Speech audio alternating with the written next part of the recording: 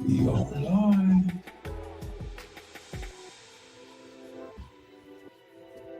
Yo, what up, world? What it is and what it do, man? Y'all know who it is, man. The coldest host in the city, Mr. J Rose. But of course, y'all already seen the blue belt left and the white belt left, so y'all knew I was in the building, right? Then, of course, y'all know we got the homie DJ Artwork. What up, brother? What's happening, man? Chilling. And as y'all can see, man, we got a panel full today. We got Miss Petty in the studio with us. What's up, Ty? What's happening? Hey, y'all. Yeah. Hey, she was just with us last episode. She filling in on the regular. Y'all see, we got Ladybug Starsky back with us. Ladybug. What's good? And of course, man, y'all already know K-Mac. Y'all didn't think him numerous of times on the show. What up, brother? Hey, what up? Glad to be here. How's Exactly. everybody doing? Man, we chilling, bro. Yeah. Sure. So, of course, man, y'all already know, speak on it with the fam. Y'all know we coming here, we get it off our chest, whatever it is been bothering us for the week, the month, or the year, it don't matter. We getting it off our chest. And we just hang out amongst family and friends. And, you know, we just kind of go back and forth on how we feeling and we kind of get it out. So, again, remember, on this show, everybody's opinion is just that, is their opinion. You can't get mad at their opinion. You can't get frustrated with their opinion. It's their opinion. We accept it. Stand on it. That's it. You know what I mean? Stand on it. Don't just be talking, just be talking. Stand on your opinion. If you feel it, you feel it. And if you don't, cool. We might change your mind, we might not. But at the end of the day, that's what it's all about, man. Me and Ladybug was talking the other day how a lot of people, say that they want you to feel a certain way about certain things, and then when you say you don't, they kind of shun you off a little bit. And that's the way that we do it around here. We gonna speak on it, we respect it. So with that being said, man, shout out to all of our sponsors, man. Hey, we appreciate y'all for showing love. We appreciate everything that y'all have done for us and everything y'all continue to do for us. And so other than that, I think that's it for me. I ain't even gonna be long-winded today. I'm ready to dive into this show. This is officially our first live show on YouTube. Everything else has been pre-recorded, but today, man, we going all the way live. So we will be able to see when you comment. So however you feeling about something, you can comment, you can let us know. Let me go and make sure I pull the chats up, so when people jump in, we're able to see the chat. And we will be able to answer y'all questions and give y'all feedback when y'all comment. So with that, history is in the making today. Yay. All right, man, here we go. All right, bro. Let me jump this off. You want to jump it off? Yeah, I got to jump it off. Oh, Lord. We ain't doing nothing else. We going straight to it. Nah, but I want to say what up to everybody, man. How y'all doing? Chilling, man. How you doing? Good. But so I was scrolling through social media and I saw a little topic. Shaq, he was on a podcast and he was talking about should you open up the women. But I'm gonna let's roll the clip so we can see get his perspective, and then we're just gonna talk about it. All right, let's roll it.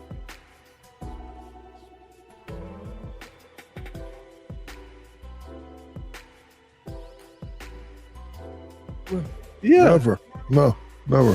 When's the last time you think you've opened up to a woman? We don't. Your whole life. No. They gonna tell you can't. Because you know why? But it's a trap. Because you know why? I'm trapped No. like a motherfucker. No, I'm gonna tell you why. Because once you do, whenever something go down, they're gonna throw it back in your face. That's why. Real. That's why. So you can't ever. That's why you crackers. Your dad left. Yeah. Open up to a woman? Yeah. Never. No. All right, No. so When's the last time you think you've opened up to a woman? We don't. Your whole All right. life. So Shaq said, oh goodness gracious, hang on. It's our first live show. We getting it right here. Gotcha. All right, so with that being said, next topic. With that being said, let's jump out to K-Mac. K, you feel like you should open up to a woman, bro? Absolutely not. And I just think why not? I just think it could be weaponized. Okay. When you're telling your secrets and your things that really bother you, it can be weaponized and used against you. When you make someone feel emotionally uncomfortable, and only thing that's on their mind is is hurting you deeply and making you regret hurting them. So I don't think you should. So you saying that when you do that, it's basically opening it up for it to be a spiteful conversation going at all times, or a get back conversation. Absolutely. It's always it's gonna be used as a weapon. It's gonna be used as a weapon. I mean, I know people who have experienced this. I've experienced it. If you tell your significant other certain things about you, when things go wrong, yes, it will be used against you. I think that because like it's a way to hurt you, and because that's something that's really hurt you that you done told that person about, right? And so they turn around and they want to hurt you, so they can't hurt you physically. What else do you have? They're going for that doubt. Yeah, and I think like with women, especially when they get scorned or whatever, I ain't trying to take the accountability away from the man or what he did. Like I ain't talking about that. I'm just talking about like what was the whole topic of. If you tell the woman this, she gonna turn around and do it. I mean, I know people that's done it, and I've experienced it myself. So, women, we got two of them on the show today. We got it's balanced out. What kind of story? You see their face. But we don't know. Let's go. How you feeling, bud? Look. She had a hard time. When did we become the arch enemy? Because I'm just listening to the language that's being used, right? It's used as a weapon. It's, used to hurt me because they know they can't physically hurt me. So they use this to, when did we become the arch enemy? Right? That's not what I'm saying. But the language is making it seem like we are just these, emotionally dominating creatures that can take your information and cut you down like a knife, right? I mean, I don't think that opening up to your woman should be fearful, right? And let me preface this by saying, as a woman, I feel like we should be taught to nurture our men, right? We should be there when the world is killing him. We need to be that backbone sometimes, right? We need to be able to wrap our arms around him and say, whatever's going on out there, baby, don't worry, I got you. So how, if telling our young men that don't open up because it could be used as a weapon, how does this allow you to, coincide with your partner and lean on your partner when you need to allow your partner to fill your bucket when it needs to be filled, and vice versa, if you're not being emotionally open with her? That's my misunderstanding to the whole, like, nope, don't do it. Well, people, they ask him about his experience. So his experience, and I'm saying my experience, and people who I know experienced this, like, these are real. Like, it's not like I'm just saying all women are like that, because I'm real. Does that mean you're never going to do it again? Does that mean you're never going to open up? I'm just more aware of when I do it, who I do it with. And so, like, first, if you ask me first off, no, I'm not doing it. But then if I meet that person or whatever, but with everything that's going around, the mindset of everybody, I think go ahead. I feel like a lot of people open up to the wrong people. So once you open up to the wrong person and you're hurt and scorned by that person, it sets the precedent of how you're going to open up to everybody else after that. Everybody is not the same. They don't hold the same values. You can meet somebody you can go to hell with that person, and they'll protect everything you say. You know what I mean? Yeah. Because there was a conversation y'all had in secret. That was the connection y'all had regardless of how y'all ended up. Then you can meet somebody who, once you drop the ball and not give them money to go do something, they're gonna tell everybody about you. But it's more so who you open up to, and then because it's the same as when a woman opens up to a man and something happens, and then it's like, well, you let this nigga do this to you, all blah blah blah blah blah, and well, you're doing the exact same thing. So I feel like it's more so on both ends who we open up to in that aspect. You can open up to a woman. Everybody is not going to scorn you. Everybody is not out to get you. Like me, if you my man, I'm your safe place. regardless of what we go through, I'm going to be your safe place, because at the end of the day, if we go through hell together, or you are going through hell, I'm still going to remain your safe place. Even if we end, you don't have to worry about me going and tell everybody. I know who you are as a person. That's how we learn each other too, by opening up to each other.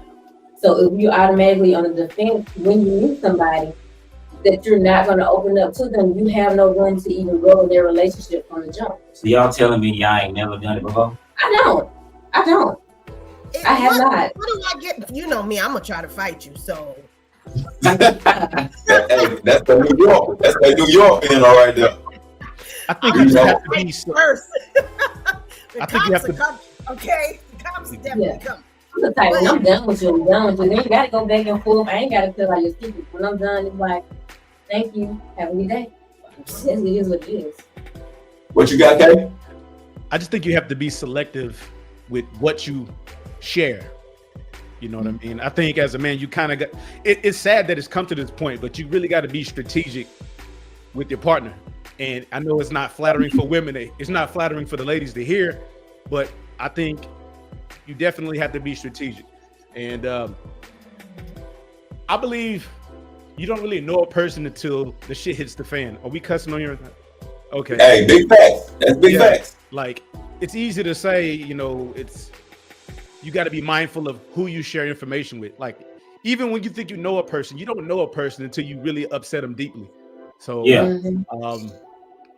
So I just feel like it's one of those situations where you got to do some good testing, or you just got to be mindful of like, hey, you know what? This isn't something I should probably share because I don't want it to hurt me later on. And, you know, so I just think you got to be selective. And I think if you're selective and you reveal a little bit, but not everything, I think there is still an opportunity for you guys to have a strong bond and connect. And you know each other, but you got to be. Because if you don't know it, you don't know it. Shoot. I mean, if you don't know it, you don't know it. If I got traumatized, got shot when I was a child, I ain't never told nobody, and I'm cool, and we good. Yeah. That may be something I ain't want to hold against you. Like, for example, like I've heard stories where someone has been sexually assaulted as a kid, and they reveal that to their partner, and then something goes wrong, and then it blows up, and then they say, "Oh, I knew he was down low because such and such and such." You know, that was revealed. So stuff like that it's come to public when people have gotten upset and they've said it. It's been on on Facebook posts, on Instagram posts. Anytime you're upset, it's always come up. I've seen it. So let me ask this. Let me pose this to the fellas, right? At what point then, or is there a point that we open up to a woman? Like, if, like, say we've been together 15 years, is that long enough to be able to start opening up to a woman, or is there certain things you just never don't let her know? Absolutely not. I think it's up to the person. I mean, Max said absolutely not. I mean, I ain't gonna blanket it, but I think it's up to the person. But I think you should like take a very, like I like to say, a strategic approach towards it. Like certain things you might take it to the grave. Certain things you may not, but I don't think you should like tell everything. Why don't you feed tidbits and see how they handle it? Yeah. That's one way. Yeah, that's like, a good even for the relationship, feed tidbits. Like, you can ask questions to see what them out. Like, hey, you know, how do you feel about sexual assault? And see how passionate they are about a topic. That's how you know if you can lead deeper into that conversation. How you feel about sexual assault? They'll be like, oh, it is what it is. Oh, you know, I hate when blah, blah. So maybe that's a door that you can open to lead so you become, well, you know, I was sexual assault as a kid. How do you feel about that? You know, it kind of will take you and see where you go from there, basically. Or if they throw something up in an argument, yeah. There's never been there. You know. If there's something up simple, then leave them where they at. Because you can throw something simple that's happened in an argument at the beginning of a relationship. Think about when it gets deeper.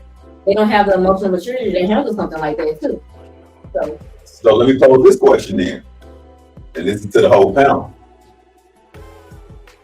Is it because of the times and the way that things are going in today's society that the men feel the way that they feel toward the women? Or is this just a general feeling amongst men, period? Regardless from the 60s all the way up until now. Both. I mean, I think Granny ain't tell grandma everything. I'm just saying, like, well, she was talking to Miss Bernice up the street. right? But I feel like it's just an overall feeling because men are always told to hide their emotions anyway, right? Men aren't taught to release any of that. So I just think that it's a feeling overall across the board. But is it worse now? Yes, because of social media and the outlets that you have to put that information out there, right? You know, we all have seen it. How many times do we see the scorned woman place the man's information online and say, this guy's a cheater, this guy's a this guy's a that, he don't pay his, child support, whatever. So right. Yes, I think it's worse now, but I don't think it's something that just happened. I think it's always been across the board that, like I can remember my grandfather was a very stoic man. Like there was I don't remember him and my grandmother ever sitting and just having a conversation, right? It was just, he was the man in the house and he worked and he came home and his food was ready and his newspaper was there. And, it was never that kind of household. So I just think that's always been across the board, just men being very, I don't need to offer you any emotional support right now. Just be the wife. Just be the woman. That's it. So, Bug, how long have you been married? Me? Yes. 21 years. Do you feel that your husband has told you everything that there is to know? No. Have you told him everything there is to know? No. So there we have it then. So it's not something that is just a man thing. It's just a person thing in general. Miss Betty, did you tell your husband everything there was to know? I was very open with him. But like you said, in that situation, he was the opposite of what I am. He threw stuff back in my face. So I probably go into my next relationship and be a partial. Ooh. That's the opposite of it. That's how you push back against it, then go. No, I'm just saying, like, I feel like overall, you can't be, if I meet the person, my person, they make me feel like I can just literally open up to them like that. I have no issue with it at all. But like the people I've been meeting, absolutely not. But I will give you like I said, I'm gonna give you a piece of it to see how you react first. Before I dive in and tell you, well, you know what I'm saying, this, and that. I need to see how you react with pieces. You can't handle a piece of a puzzle, you can't even handle putting the puzzle together. So I wouldn't give you everything coming off like I did with him. But then again, we were kids in middle school, come from up. So there's that. So of course y'all already know C3, he couldn't be on today, but he commented and he said only if she creates that safe space for you. Other than that, it's a no doubt. So at the end of the day, I guess it's just one of them things that ain't nobody really just giving they all 100%. Yeah. Like, okay, prime example.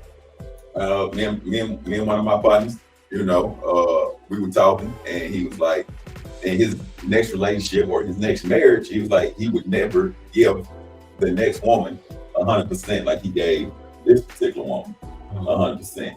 Because he don't feel like it's being given in return.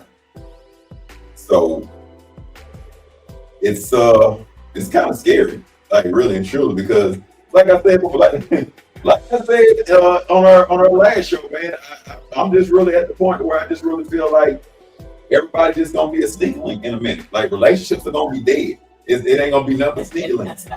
I got it for real. I think our relationships are like really, because if you look at how everything is going, right? The men don't know if a woman's truly genuine because he don't know if he has the bag. He don't know if she's truly into him or she's into the bag. We don't know if the woman is truly here to build or if she's here to just be taken care of financially, right? And then on the opposite end, when it comes to the women from the men, they don't really know if they just a side chick or if they are being, what's the word I want to use? If they are, it's gonna sound fucked up, but if they are going to be basically, or if they are auditioning for the main chick, because want to be like a backup? Like if you just gonna be a smash and dash package, or are you gonna be, you know what I'm saying, a main priority in that man's life? Because again, like I said, the game is so back and forth. It's such like game, like today, relationship is such a chess move. Yeah, it's all about leverage. It's all about leverage. It's all about leverage. Right. I don't want to give too much. I don't want to give too much. He's giving too much. He's giving too much. Too little. It's like a leverage thing. I don't know. I don't know what's going on. It's a very toxic. It's a toxic space. They're afraid of failure. Like everybody afraid. They think failure is the end all be all. You know what I mean? Right. Like if you get in a relationship and it don't work out, instead of like it's the end of the world. Like instead of just like, hey, I learned from this relationship, let me just move on, or let me just breathe or whatever and heal and move on. But instead, it's like, oh nah, I gotta do this. I gotta punish you. You did something wrong to me. So it's too much fear. Now, I feel like at the end of the day, when you truly find your person, you will know. And opening it up won't even be a thing that you have to think twice about. hell no. What does that mean? What does that mean? What does that mean when you say when you truly find your person? I feel like you just know. Like I feel like you will know. You'll feel safe with them. Like it wouldn't be all this. You trying to compete to make each other feel better. Like y'all just gonna feel safe. Like the whole world's gonna stop around y'all. Y'all gonna feel safe. Don't tell me I sound like I'm in a Disney movie because I think that's just it. AC is on it. He said there aren't standards in relationships in this modern day. So, do you feel like it's standards? I mean, I think you should set your own standards. We gotta find our own selves. That way, you have your own standards, and then you don't. It's like it's everything's a chess match, and a lot of people are losing at this, and this is like now you're thirsty for it. Okay. And you put your standards to the side just to get something. So I'm gonna pose this last question, right? Since we having all of this back and forth and we not 1% on where we should go in relationships, should we just go ahead and agree with Art and just go ahead and go to polyamorous all the way around, men and women? No. Well, we've had this discussion. We've had this discussion. This is what I do. But it's getting to the point to where it's like it's gonna be. I don't know. Technology is advancing a lot, and people are able to like they build a brand new house just to rent. So it's like people just gonna be able to pay rent and just go to job and make ends meet. So it's like I don't think relationships gonna be really built off of anything as far as like building or anything anymore. So what I'm hearing from a lot of women is like, should I rather just do it on my own? Right. And the emotions get tired. The women think they live in a Disney movie. Yeah. So they can't. Mm-hmm. What real life? No, women live in a Disney movie. All my married friends, we all live in the same boat. Right. And then we just think things are still possible. We don't give up on things as easy. Like no matter how many times I failed at love, I still think love is possible. You just learn from the last one. I still think it's possible. I'll never say fuck love because I ain't love like I'll never be like that because it's still possible. It just probably just wasn't with that person in particular. Okay. So what exactly is the polyamorous thing? What exactly is that?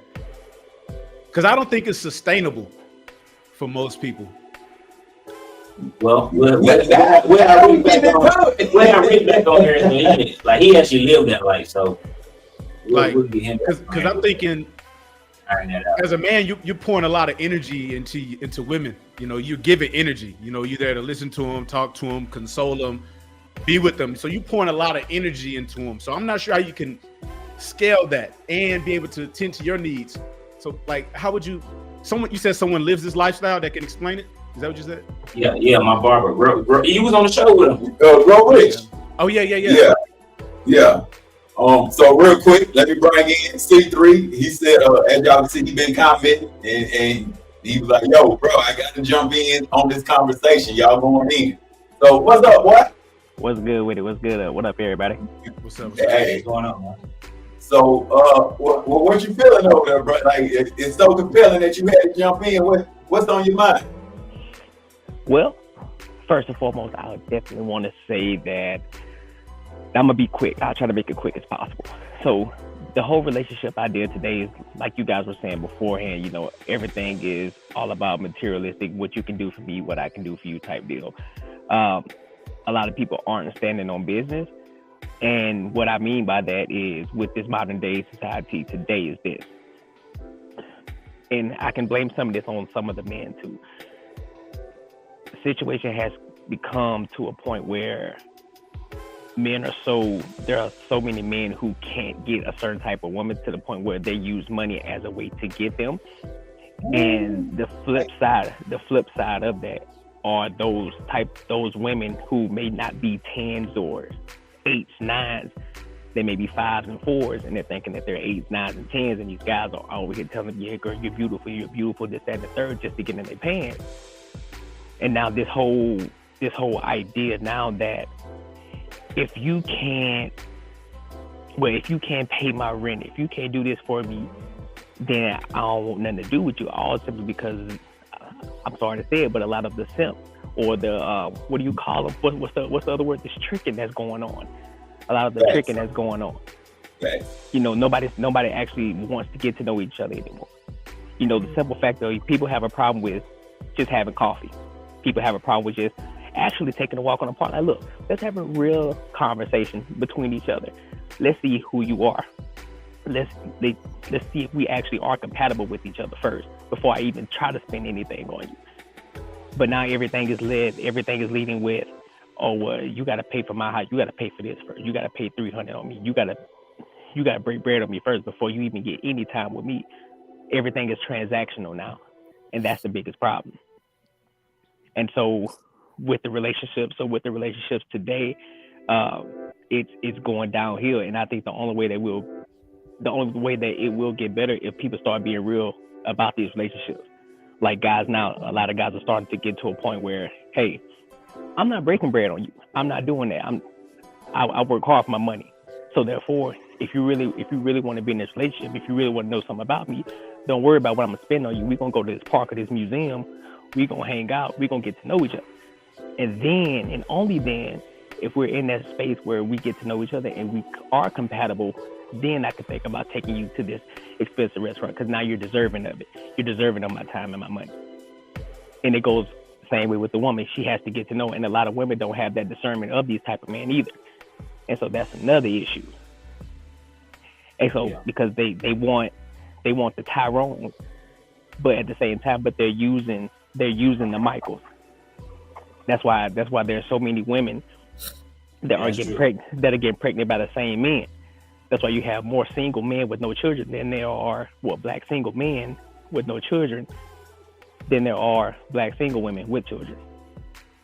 That right there in itself tells you the issue, tells you the problem. So I like that.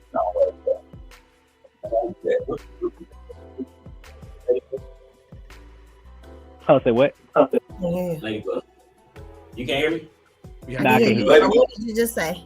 I said I thought you was thinking something. You had a face. I thought you had a comment or something. Well, what Courtney said, he's touched on a lot that is so, 100% of what's going on right now, right? In relationships where there is no longer where people want to get to know each other.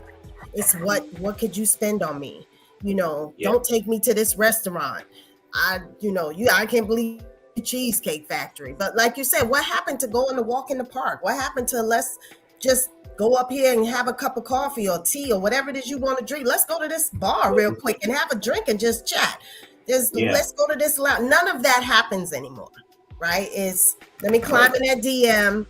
Let me see what she wants. Let me send her this dick pic real quick. Let me see what's going to happen. Let me throw a little money in her Cash App. There is no cohesion anymore as far as getting to know people. And it's sad because, I have kids who are, one that's getting ready to be in that whole dating college time, and I want him to have fun. I want him to enjoy himself, but I also want him to know what it's like to look for a woman and how to do that, right? How to get to know somebody properly, not just what she can offer you, you know? So you touched on a lot that is, it's so real and it's sad. It really is. And then I used to make the little paper airplanes like, you gonna be my girlfriend, yes or no? People come. We don't do that no more. Or the 21 questions we used to write each other and you had to answer.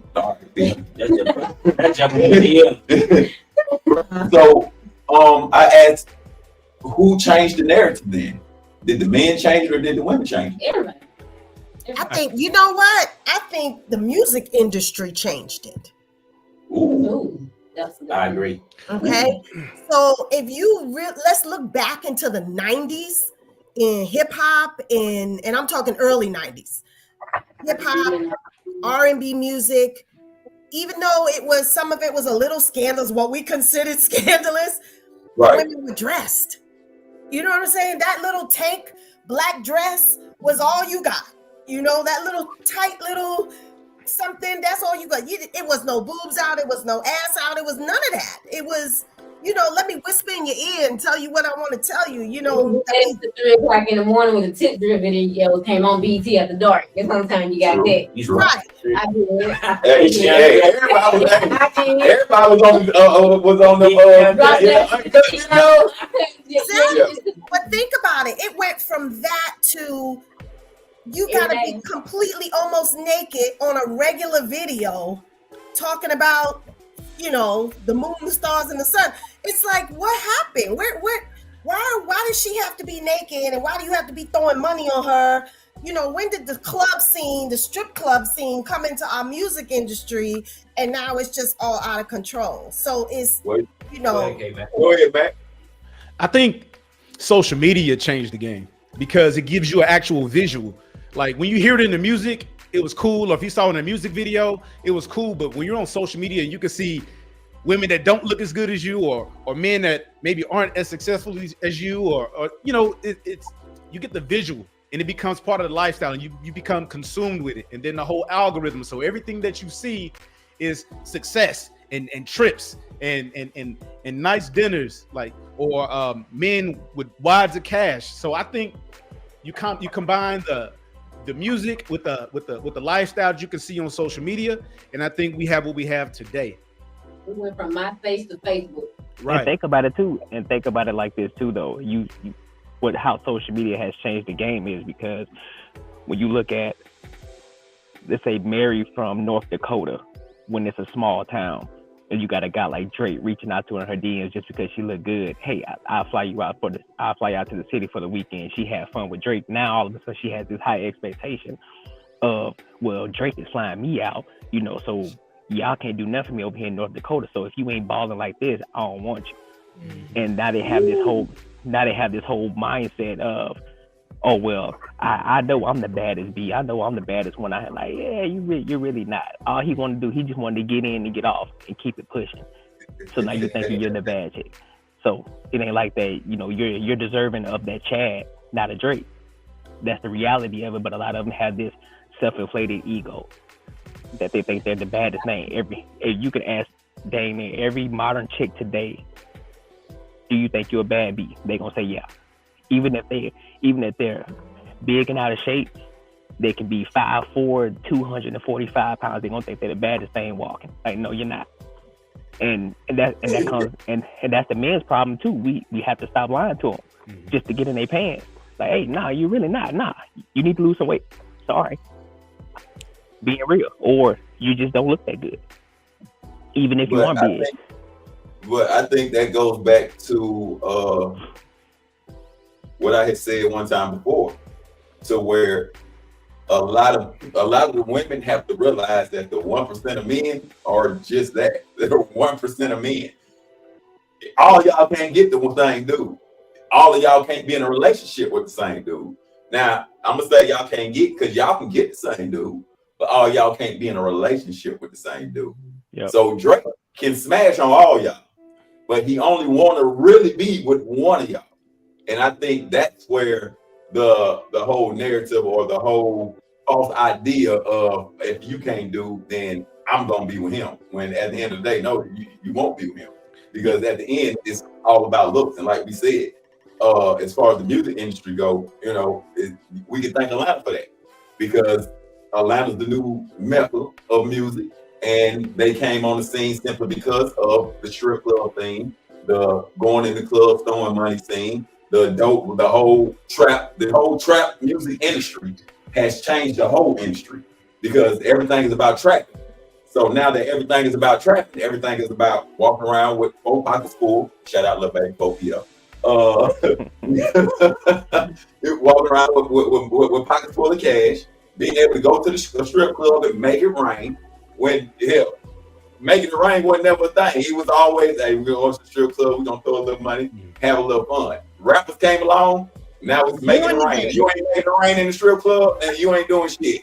I don't even want to go to the strip club no more. They got records for like 10 million. I think Drake threw 10 million. Right, that's what I'm saying. You know, and so now, even strippers, when you go to the strip club, they expecting if you ain't throwing that type of money, they just walk out. The strippers be drunker than the patrons at the club, because it's like shit. Ain't nobody. Oh, ain't Drake, Lil Baby, Lil Wayne, ain't none of them here tonight. So shit, I ain't gonna make no money. And it's the whole false narrative. But I also don't think like what's going on currently is something new. I think these are things. What we're seeing is things that women always wanted, but it wasn't really like a reality for them. You know, before social media. You know what I mean? It was like, I would love to go on the trip. I would love to eat, you know what I mean? Or go to nice dinners and stuff like that. But it wasn't really the reality. So I think what happened was now the standards have changed. So once things that used to be wants are now like expectations. You get what I'm saying? True. So I think and it's a competitive market, and I think the barrier of entry is different. Like, you know, a woman, she can just look good and she got access, and a man has to earn or be him, you know what I mean, in order to get the access. So I think that's what kind of made the dating market what it is right now. I think it's just the level of competition has changed. But I think as far as what people want and desire, I think it's always been the same. Hey, you quiet today.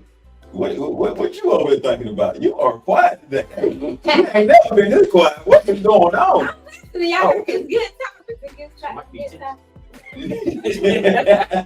might be already tipsy. On that wine already. All right, man. So 3, you staying or you out, bro? Yeah, bro. I just had to get my little piece, man. Now I gotta get back to work. You feel me? Already. All right, bro. We'll holler. Appreciate you for joining. Right, bro, yes, sir. All right, y'all. All right, peace. All right, peace.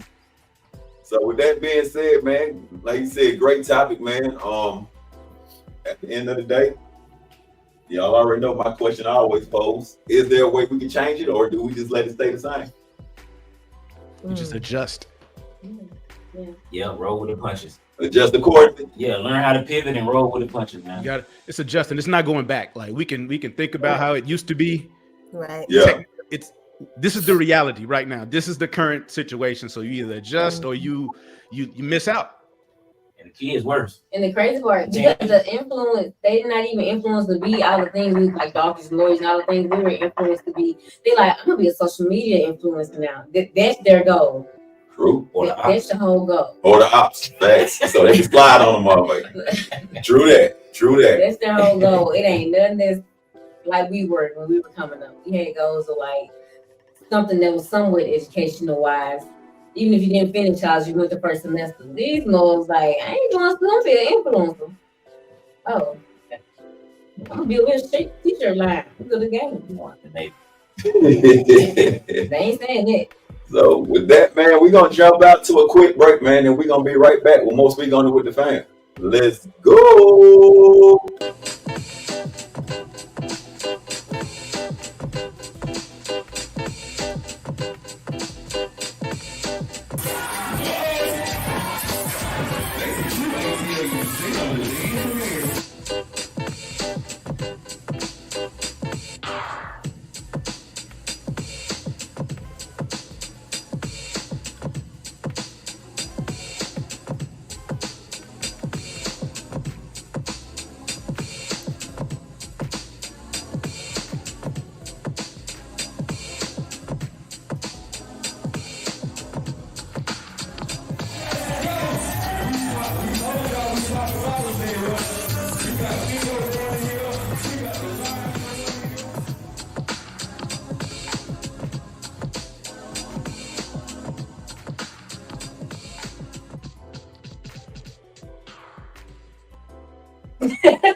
Yo, what up, man? What it is and what it do? We are back. We hope y'all enjoyed that commercial right there. It was real quick, like Hey, I told y'all we are moving on up in this world. Quit playing with us. At first, we was pre-recording everything. Now we going live on y'all. Quit playing with us.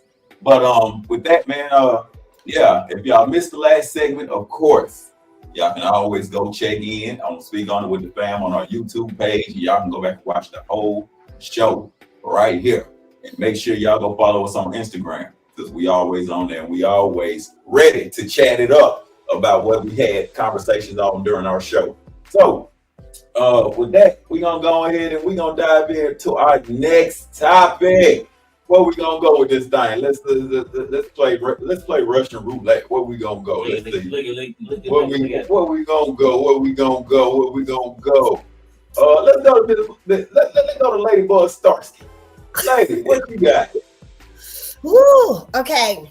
So I know y'all know about Blueface and what's her name? Oh, Christian Rock. Christian Rock. Christian Rock and Jaden. Krishan, there you go. Yeah, baby be all the time. Daddy, that's not how you say her name. I've been calling her Christian. I say Christian Rock. So this young lady and this young man have been, star the internet, going back and forth with their nonsense, the arguments, the fights, the this, the that. Now they had the baby. He left her. They broke up. He has a new girlfriend. She had a tattoo of him on her neck. She took the tattoo off because they had broke up. Now there's videos of her, chasing behind him with the baby and so forth. And she went ahead and put his face back on her body, tattooed it on her face. And the girlfriend, the new girlfriend, tattooed his face on her ass cheek. So my question to the men that we have on this panel, those of you who are fathers, I don't, K-Mac, do you have kids? You have four-legged babies. I know you have fur babies. But okay, so other four of us have children and we have girls. So to my fathers on the panel, what are we doing? What are we teaching our daughters so that they don't become the Chris Rock, whatever you want to call her? What are we teaching our young girls so that they don't make these bad relationship mistakes? Because you guys are you've been there, and I'm not saying that we've never, as women, we don't do stupid shit. Trust me. When you look back, we've done some dumb shit, right? But how do we give our daughters like those signs and signals and red flags that they should be looking for so that they don't fall so far down that they feel necessary to put a tattoo of a man who the relationship is dysfunctional all around, but you're going to put him on your face. You're going to tattoo the man on your face. You tattoo him on your behind. What do we tell our young girls? What? Now, we just finished talking about how bad social media is, putting everybody out there. Like you said, the old girl from South Dakota, Drake flew her out. And so what do we do with the TikTok and the YouTube and what do we do? What do we do? That's my question. I think you explained it to them. So right now, like my daughter, she watches a lot of YouTube, them little family reality, whatever, little stuff. Right. So it's like you have to also, like when you see them doing that, and like they see them living a certain type of way, like you gotta correct them and let them know what reality is. And then just show them love, like encourage them to do stuff and encourage them about themselves, like their shortcomings and stuff like that when they fail. And I think like if you have that when you fail in a relationship or somebody don't want to be with you, you can just say, all right, it is what it is.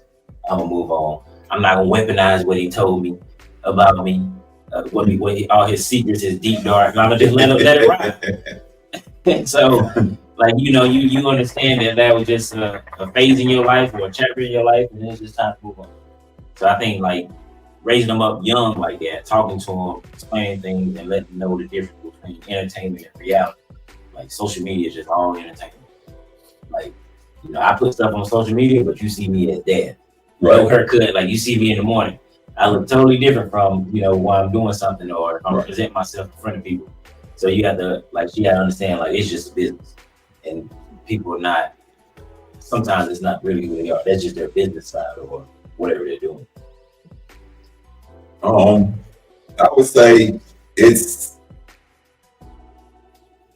the father's presence. That's what I would say. I would say it's the father's presence. And the more important his presence is, then I feel the better she would move later on in her life. Because of course, all girls have a dad.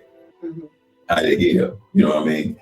But I think the example that the father sets for that woman is what's going to determine how she moves as a woman.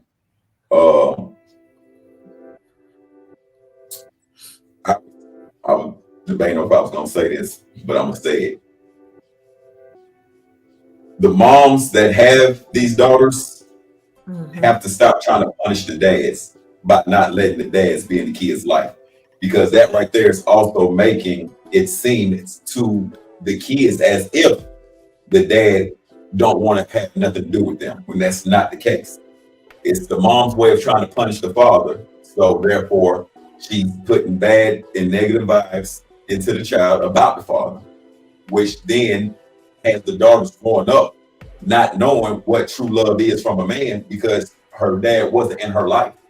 I think I can honestly say that the first man that a woman ever truly loves is her father. And if he's not present or not around, then she never really knows what true love is, because she's never felt it. So she's searching for it. And what she thinks true love is, like we talked about in the first thing, is all materialistic shit. It ain't nothing real. It's nothing that you can actually stand on. It's all shit that can be here today and on tomorrow. But true love, you can stand on that. You can feel that. Yeah. You can sense that. And so I think a lot of the moms out here have to stop trying to punish dads and let the fathers be in the kids' life. Or I'm gonna say this. I'm gonna even go as far as to say, make sure that you keep the door open. I'll say it like that. Make sure that that door is open for that father to step in whenever he wants to. Because at the end, all men don't come in ready to be fathers, aren't ready to step up and take on that responsibility. Some men have to grow into that. So as to the women, just make sure you don't ever close that door to where he can't actually come in. And that's what I say. I think going back to what you were saying, like for me, my dad drove trucks for my whole life. He was a great force. So for me, when I look at a man, he was a great provider, right? Mm-hmm. But when he was home, we bonded. We watched Monday Night Wrestling and Raw and all those things. We bonded the best that we could or whatever like that. So just coming into me, I look at a man like you're supposed to be a provider. Right. But I also know that I'm supposed to, you know what I'm saying, withhold my place at the same time. So I think for me, my dad showed me that you can still not be there, but still have your presence there, if that makes sense.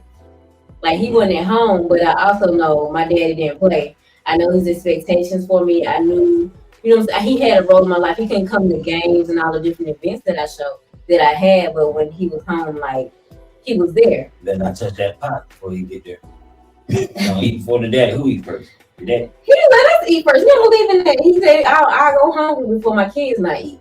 Mm-hmm. You know what I'm saying? My dad is an old school type of man. So for me, I like the old school vibes because I feel like this is the realest thing you can get. Like it was standards within those vibes. Mm-hmm. You know what I'm saying? Standards. You had standards and expectations you had of yourself and of your family. So it wasn't just the one person type of thing. So even raising kids myself, I want them to have standards and expectations, not just for themselves, but from other people. So I feel like a lot of the kids now, they don't have either. They don't have that influence anywhere in their lives from the mom, dad, grandma, grandparents, and anything. We talked about that before. Everybody's in the same age bracket. Mm-hmm. My kids are 20 years younger. I had them when I was 20. So they're just, I'm 34, 15. So they're just, you know what I'm saying, a few years down the road, we grew up together, but even so growing like this is how a lot of our generation is, we still, if we don't have standards growing up, how do we teach them? Mm-hmm. So it's important. So the things we do know, we have to teach them or they don't have anything. So like these kids don't have anything to go by. They're not taught to clean. They're not taught to cook. They're not taught how to dress properly. Like you have 12, 13, 14-year-olds can lay a wig like it ain't nothing. A Facebook. We didn't wear makeup and all that stuff back in the day. I wish you would walk out the house with some makeup and some short shorts on, toe our ass up. Yeah, your daddy would say something. Man, what? He made you respect yourself. He made you understand that when you walk out of this house, you don't just represent yourself, but you represent this family, right? Yeah. So how they use the word hoe now, it was different for us back in the day. Like, so you're gonna walk out the house and everybody you're gonna be dressed like a hoe. Right. But now these kids walk out the house like, oh, I'm my hoe era. Like what? Yeah, and thank you, but and they think it's cute. yeah, and like Bridget, well, like Beltline just said, you know, you have to bring back the shame. You have to. They have none. Because they have none whatsoever. They think like everything they do is cool. Everything they do is lit. And nobody's is shameful of anything. You know what I'm saying? Cool. Smoking is cool. Drinking Right. is cool. Right. Back in the day, we had them to our virginity like it was the last leaf on earth. Now, baby, they give it up like it's before. 2-piece Popeyes biscuit. You hear me? Like they don't care. Like, cause it's cool to be having sex and bathroom stalls and all this stuff, and the sharing the videos on group chats and all this stuff like that. Because that's cool now. That's what they do. Oh yeah, it was a thing anyway. Where little girl got suspended and like 4 or 5 boys in the library because she wanted to give all of them in the library. How y'all know how to do all that? Yeah, like it's crazy. still breathing. She's still breathing. Yeah. Breathing, walking, all of that. But it goes back to who the parent is. But you got the little 5-year-old singing Sexy Red. Right. Talk about booty holes and like why I don't know the color of your booty hole. I haven't even looked in the mirror to see the color of mine. Like why we gotta know about yours on the song? Like be for real. Mac, how you feeling, bro? You quiet over there.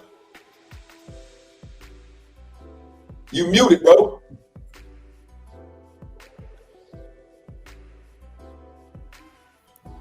Okay. Oh, okay. Can you hear me? Yeah, you good. I don't know. I don't know if there's a solution. I think I was getting ready to type in the chat. How can you out-parent technology? Ooh. Shit. Boy. Okay. That might be a thumbnail. That might be a thumbnail if you put this in we need to come back on that one. Yeah. Ooh, that's like good. I mean, we've all seen it. We've seen kids come from privileged homes that have gone astray. And we've seen kids that have struggled that have turned out to be great. So I'm not even sure if it's really a parenting thing. It's really a personal decision. And I guess you have to instill confidence in your child and then hope that they make the right decisions.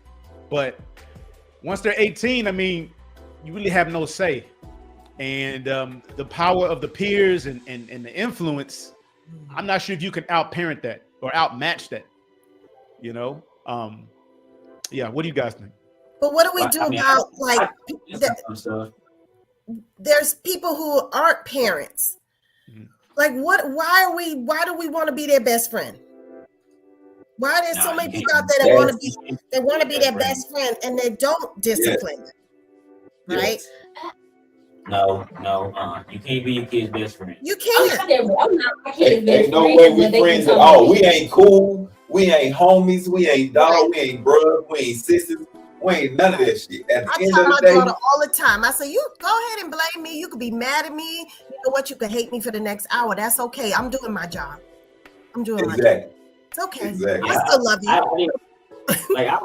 My daddy was a cool dad, but like we didn't get cool like friend, like the way it felt like friends, right? Until I was grown, and still to this day, like I don't cuss in front of my dad. Exactly. Like you never heard me cuss in front of him. Like my daddy, my granddaddy, they sit around, they cuss, but me. Yeah. And where did you get that? Where did you learn that? Is that a personal choice? Were you taught that, like by your grandmother, your granddaddy, like not to cuss, or where did that come from? Because my dad, when he was younger, but it's just I don't know. I think like they instilled I have the respect for them. Like when I was younger, I was scared I was gonna get whooped. Right. Just keep it 100. Right. Then as I got older, even like as a teenager, I ain't never got a whooping as a teenager, but I thought I would have if I had done the wrong thing. So, you know, once I got older, it's like I'm used to doing it. Like I'm used to not cussing in front of them. I don't need to talk like that in front of him. I ain't right. I ain't done it but 18 yeah, I years. ain't Right. like you know, that's not what I have in common with them when I'm around them. So like if I'm talking to my dad, we talking about like some real stuff. He give me real advice, or we joking about something Right. like sports or whatever. But other than that, I ain't gotta. He not the homie.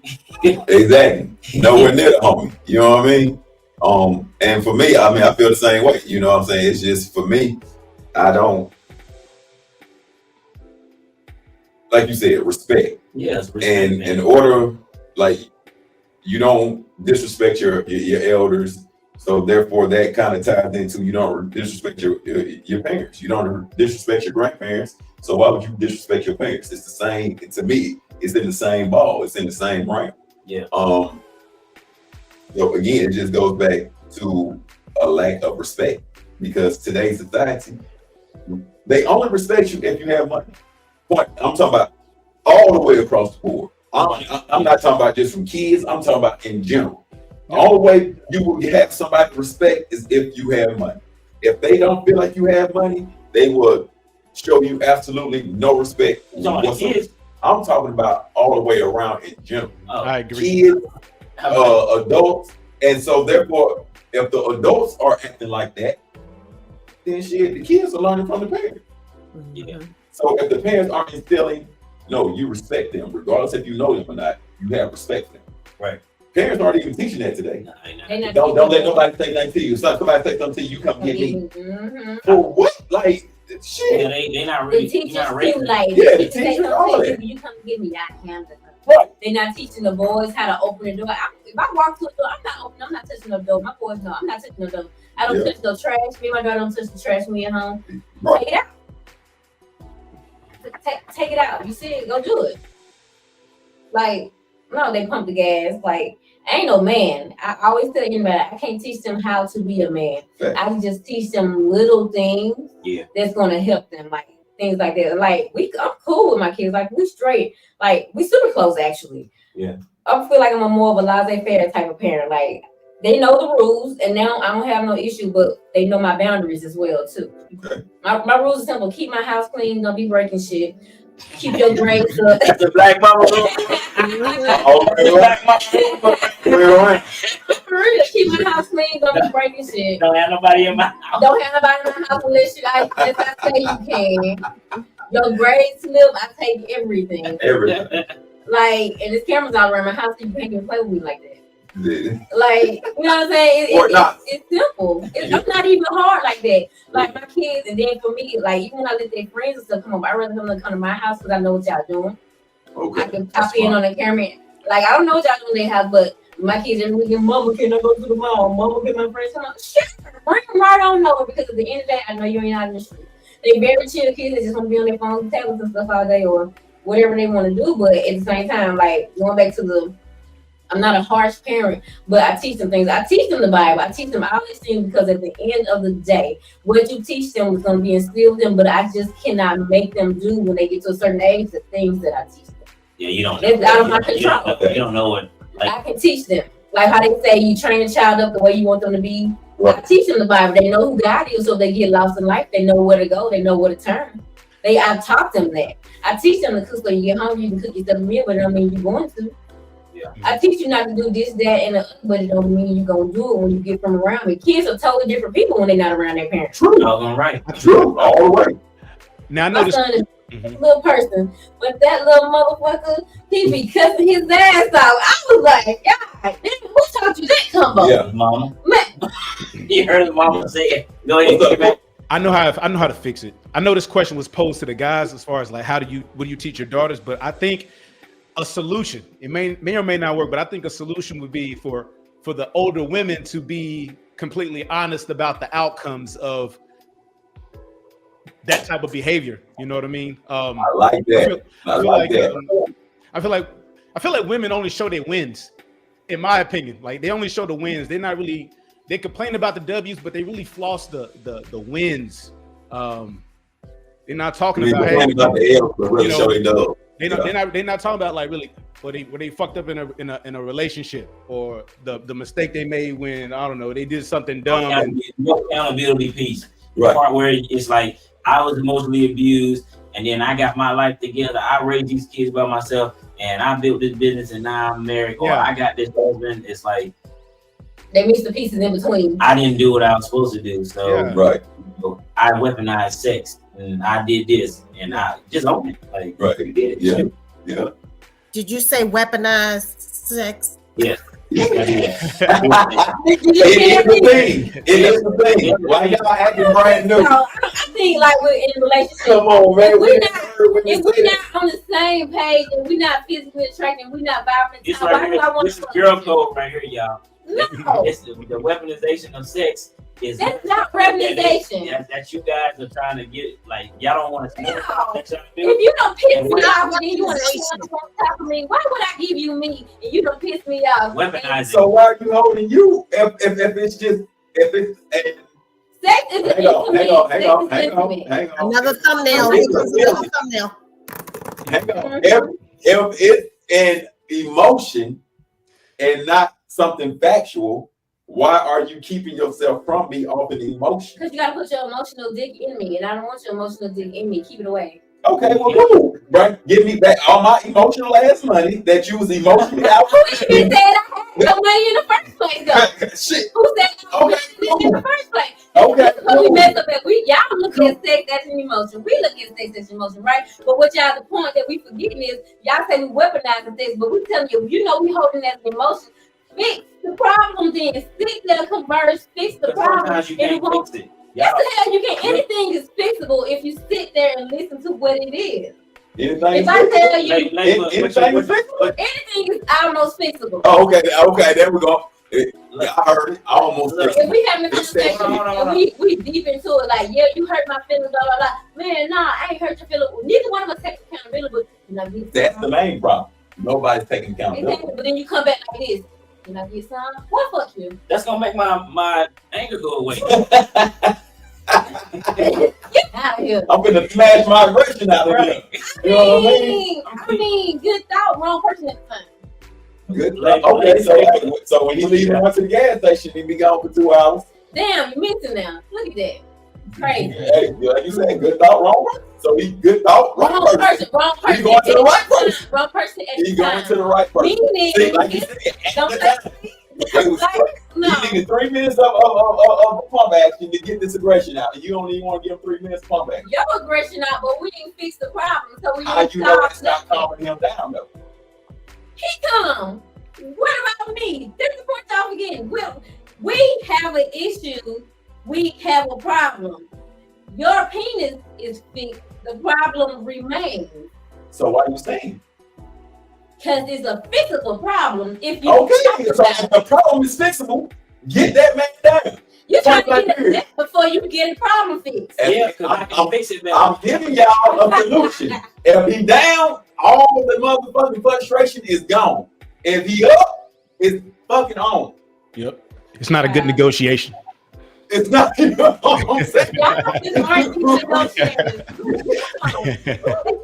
Come on, please. Because this is ghetto. Well, Hey, I'm gonna be the unpopular opinion here. I'm gonna be the unpopular opinion. Don't Because Lisa, don't Well, say come on with it. Come on, lady, grow up. I've been doing this a little longer than you. Okay. So I'm gonna tell you like this. Getting them out the way. I know that maybe that emotional problem is not fixed for me, but you know what? They're on a different level now. Like for us, it takes a whole lot, right? For them, it's the wind blew. Let's go. And they're gonna be fine. Like when it's over, they're gonna be right here. You're still gonna be here, but you know what? Because he's here, I could maybe get that stuff done that I needed done that didn't get done. Okay. Because he's up here, I could maybe go ahead and spend a little bit extra money that I know he wouldn't want me to spend, but I'm gonna go ahead and spend it anyway because he's up here. So it's like it's a give and it's a take. Give and take. You don't want to do it. I know you don't want to do it, but they don't care about that. They don't care about that. You working for the good. But Overall good. if you Like if the boy you starts get is the OG in where my they book. need to be, You you can gotta have have that. those conversations with them. For some reason, this head is connected to this head. So you can have better conversations with them if this head They is out get of more turned on when you mad at them for some reason. Y'all are crazy. Why y'all get so turned on when we in the middle of the argument? Y'all get more turned on because we're arguing. Like, oh, you so sexy. You do that. You psychopath. Get out my face. We here trying to you doing too much talking. Yeah, it's kind of like, I would say how she just described it. It's, for me at least, how you say just get it out the way. It's almost like how it seemed like sex is a chore for you, but it's kind of like In a chore for men. But it's if kind it's of an like argument in that situation, and you know let's just say we got into something earlier today, right? Let's just say it was, I wanted to buy curtains and you didn't want to let me buy curtains. Okay, so now we beefing about it. But then later on, you tapping me on the shoulder or whatever, and I'm still thinking about the curtains, right? He ain't thinking about the curtains. But I Ain't know standing damn curtains. I can go ahead and give him some. I'm finna get them curtains. Get extra set. There you go. I gotta psychologically think about this. Okay.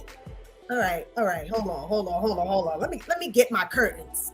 Okay. Let me get my curtains. gotta But get them doing it, I like- just think that that's something that comes with time. You end up knowing, like my girlfriends and I have a saying, you know your beast, right? You know, Right. you know your beast. Your beast is different than my beast. So I know how to handle my beast. What I do for my beast may not work for your beast. Okay. I'm gonna get my curtains. Okay. That's I really wasn't like a makeup sex type person. Like once I'm mad at you, like stay away from me. I'm turned off. Honestly, I'm not into makeup sex. I would like, but I'm talking about like she said, like Ladybug said, y'all women to hold that same argument for the next 3 weeks, and I'm trying to get some. And then, 3 weeks I later. don't got that much energy in me for all that. But that day and you done held it in or something, or you or that night, unless you done did something sweet like So, say, women do weaponize sex. Yeah, they definitely do. They definitely They do. weaponize sex. don't. I didn't heard too many conversations of women talking about, yeah, I ain't gonna get them done for the next week. I mean, it's like it's not something that we point out singly. Again, it's never a thing that we gonna say, oh yeah, I know single-handed this. It's not that. It's the simple fact that the conversations are definitely being had. We didn't heard numerous of times where women are, you know what I'm saying, oh, I know how to get his ass. He ain't gonna, or you know what I'm saying, the whole sleeping on the couch shit. I've never understood that. If you kick me out the bed, you might as well kick me out the house. Point blank period. I'm not going to sleep on no motherfucking couch. Either we gonna go to bed and you stay on your side, I stay on my side, but we still in this shit. Because to me, if I'm out the bed, then we out the relationship. Because in the bed, at least we still in this shit together. My bad. Out the bed, we out of here. Yeah. What'd you say, Art? You gonna sleep on the couch. So you out the bed? Yeah, that sounds like some movie. I'm not saying I would Does that really happen? Do dudes really sleep on the couch? Have y'all, ladies, have you ever put a man on the couch? Oh, okay. That's TV. No, it Yeah, happens. I ain't neither. No, it's not TV. I bet we Sleep had on the bunch of couch? Sleeping on the couch. Because you're mad at I know a them. couple. I know a personal couple right now where they still married, but he sleeps on the couch. I know of. I don't know nobody personally, but I know Yeah. somebody through somebody that they don't even sleep in the same room. They've been together like 5 years. I know He had of a- sex with his wife in 5 years. That's crazy. But you already know she signed up for that smash and dash package. What are you doing? I mean, I'm cool with You that said part. I'm cool 5 with a years? different room. I'm cool with a different room. I like my space anyway, me personally. But getting kicked to a couch though, that's crazy. Like that doesn't make sense to me. That doesn't make sense. No. I mean, we've Yeah, had 5 years, situations where for ladies, medical reasons, but What would you think? What would you think of a man if he was able to kick your husband on the couch? Like, what do you think? Like, hey, go sleep on the couch. What would you Not my respect him after that? Or would he allow that? You're not gonna sleep on the couch anyway. I think it's too cold. Like, why would you do that? Just let me sit and lay down on it. But like, would you lose respect if he agreed to sleep on the couch? I I ain't made no man sleep on the couch. I don't think I would try that. Like, Yeah. Like, no, I don't want that. I wouldn't even. That's not even a suggestion for me. Like, what? I don't think I would try that. Like I said, we've done it for medical reasons, you know, with my daughter. But outside of just being, I'm mad at you, get your shit and get on the couch. No, absolutely not. I like you in bed, but I don't care how mad I am, baby. Oh, so we got we got some OGs on we got some OGs on Figure with the fam, you know what I'm saying? If you look middle of the night, you been rolled over. Y'all might be mad, but next thing you know, y'all woke up. You can't do that on the couch. No. Exactly. So I barely like to have a movie night on the couch. I want to be in the bed. I want to be out on if I get in the bed and watch a movie, it's Let not me be your breath. What? Shit, I already know. If I go to movies, I know I'm going to. Yep. Like for real. See, but you know what? Let me backtrack our conversation. This is what you find out when you're dating, when you get to know somebody. You go on a date with Art, you know he's gonna fall asleep in the movie. That's something you learn about somebody. You see what I'm saying? Right. This is you wouldn't know that unless you spent time with him and went on a couple of dates trying to get to know him or whatever. You know, you may go to 2 or 3 movies before you realize, damn, dude, you can't stay awake for a movie, huh? And then you know that's not something we could do together. Every last one of them sleeping in it. You know? Oh yeah. I get my best sleep in the movie theater. I don't care how loud is that fan. They feel the temperature is always right, and you can set the seat at the perfect position. So y'all two just paid to go to the movie to go to sleep to get y'all good sleep on. I try to watch the movie, but then it just happens, man. That's It be over with, bro. It's the comfort. That means comfortable. That's all it means. Oh, It just man. means super comfortable and relaxed. That is funny. Well, with that being said, man, hey, another great topic again. If y'all missed it, make sure y'all go back, check us out on YouTube. We got the whole show. The whole show will be on there, but it's our first official show going live. As you can see, man, we having a great show if you just tuned in. We hope more people tune in. So hey, continue to tell a friend to go ahead and tune in. Your favorite fam is on YouTube live right now. So with that, man, we're gonna jump out to a quick commercial break, and we're gonna be right back with more Speak On It with the fam. Let's go. What's up, guys? I'm at the trainers here at Body Edge Fitness. As most of y'all know, I train with the chef. I ate with the chef. I had my meals prepped up, appetizers, meal, and dessert. So I got some recipes from him for an intense workout. If you're looking for biggest transformation in the whole Gwinnett County, come check us out. I'm out. What's up, guys? It's your boy Oscar here at Body Edge Fitness. I'm one of the trainers here. And if you guys are hungry, y'all gotta come to this spot in Gwinnett. We do supersets. We'll get you right. We'll make sure, you know, your meals are on the right track. So if you guys really want to change your body, come to Body Edge Fitness and we'll get you right. Let's go.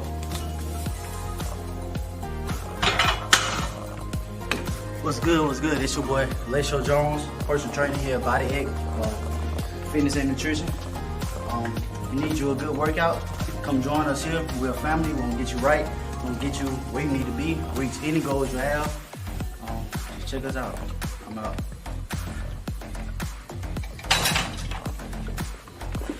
Hey there, amiguitos. Estoy aquí en Body Edge Fitness, el mejor gimnasio en la zona de Lawrenceville, Atlanta, Georgia. Estoy acá con mi mejor representante, el señor Jay, que nos está enseñando una nueva forma de comer muy saludable para lucir así de espectacular. Tener una cola y unas piernas así como estas. Acá les presento al señor que ha logrado esto conmigo. Y nada, pueden venir a hacer el mantenimiento de su hermosa figura. Thank you. Bye.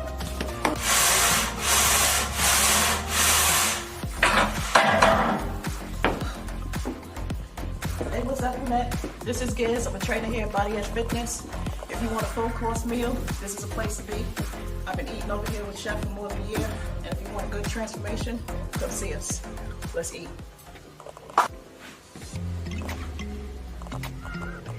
Hi, I'm Sassy Case of Caribbean Fusion Dance, taught exclusively here at the Body Edge Fitness in Lawrenceville, Georgia. You can't get this class nowhere else in the state of Georgia. Come out, and we teach all facets of dance. Come on and check us out here in Lawrenceville. One love. I'm the Beast Mode Chef, Superset King. Transformations are what we do. Hey everybody, I'm Deisha, also known as Mrs. Chef. As you can see here, we have an awesome group of trainers. Each and every last one of these people behind me are the best at what they do. You will not find a more talented group of trainers in Metro Atlanta at all. Come on out here and check us out. You won't be disappointed. See you soon.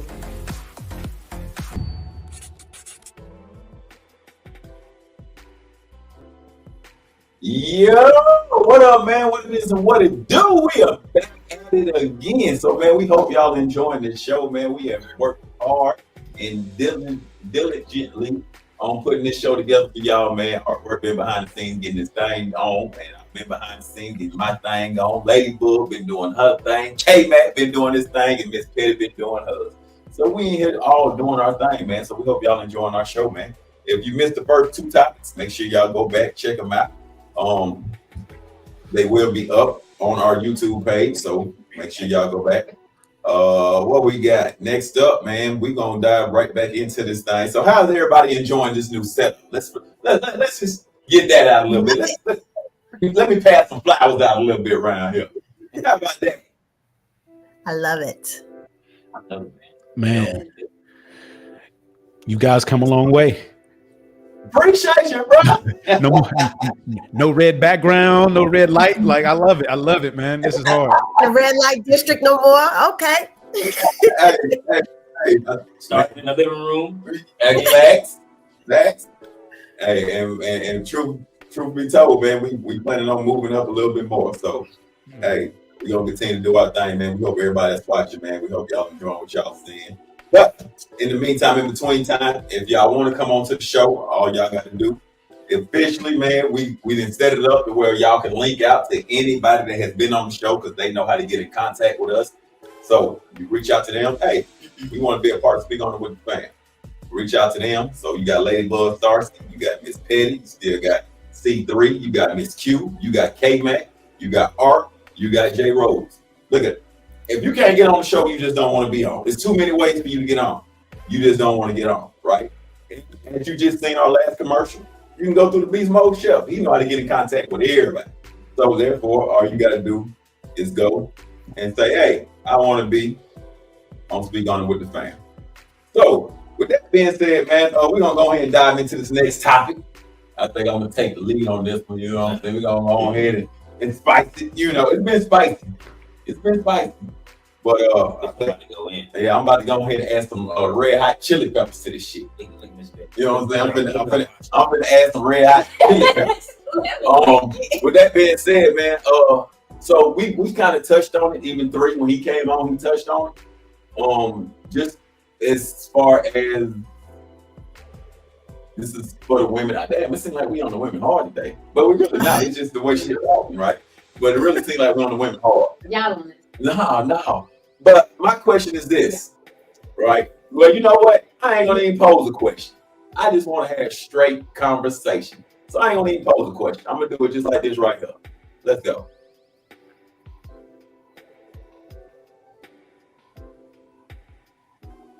Hold up. I gotta make sure. Hold up. Here we go. Let's go. And she announces it online. There is no sign of the baby daddy. You're a grown-ass woman alone in your maternity pictures. You can't even show who the man is because most of the time the man is not even your goddamn man. And then here go everybody in the comments. Congratulations. For what? Why do we have these young girls and these women get pregnant in these terrible situations? And instead what we do is we celebrate with baby showers and gender reveals. And the reason why they make these baby showers such these huge deals is because there is no wedding. The baby shower has become the new substitute for a wedding. How are we going to get these girls to understand there's a consequence for their actions when we're throwing them a goddamn party? So many women are victims to their own. I cannot stand when a woman is single and pregnant and she announces it online. There is no sign of the baby daddy. You're a grown-ass woman alone in your maternity picture.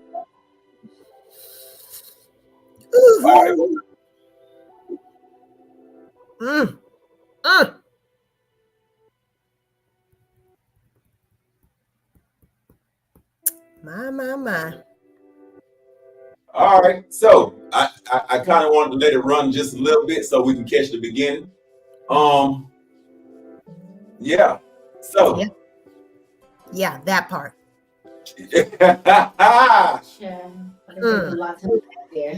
Yeah, it's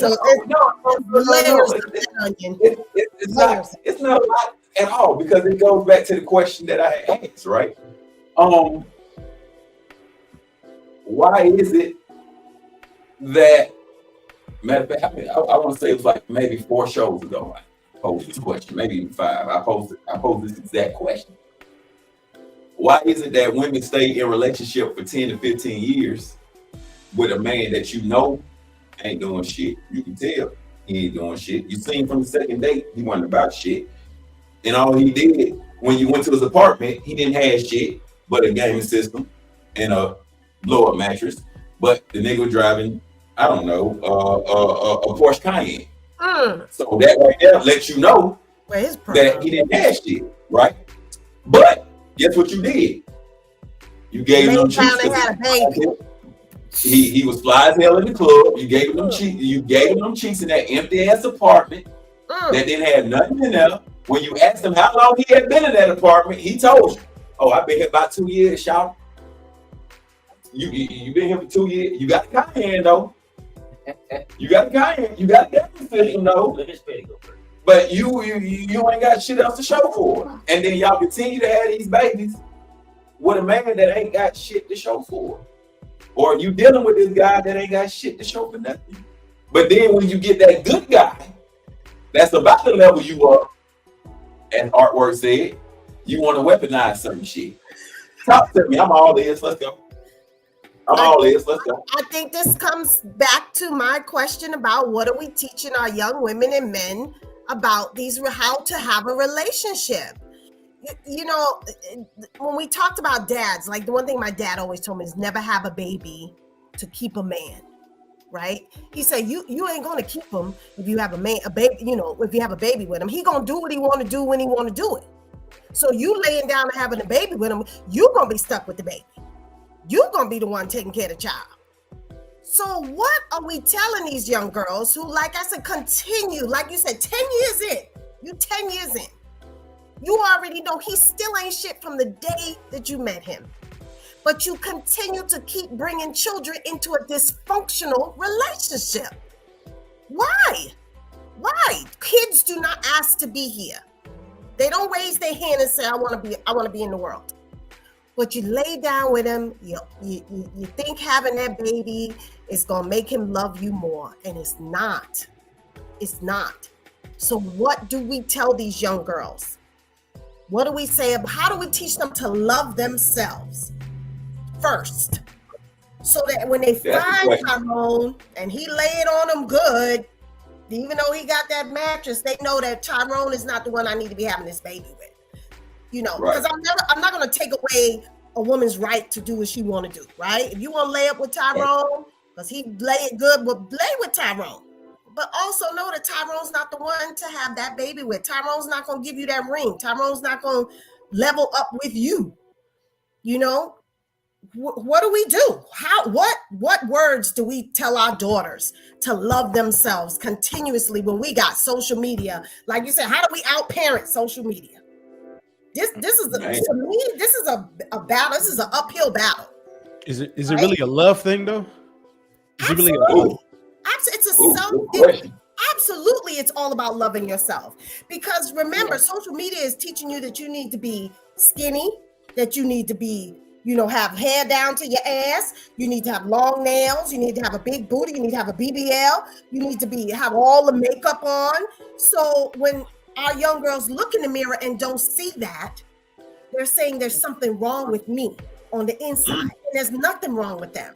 And this is, we need to be giving them affirmations and telling them every day you're beautiful. You know, reminding them that black skin, white skin, whatever skin they in, is gorgeous, right? You are a beautiful woman inside and out.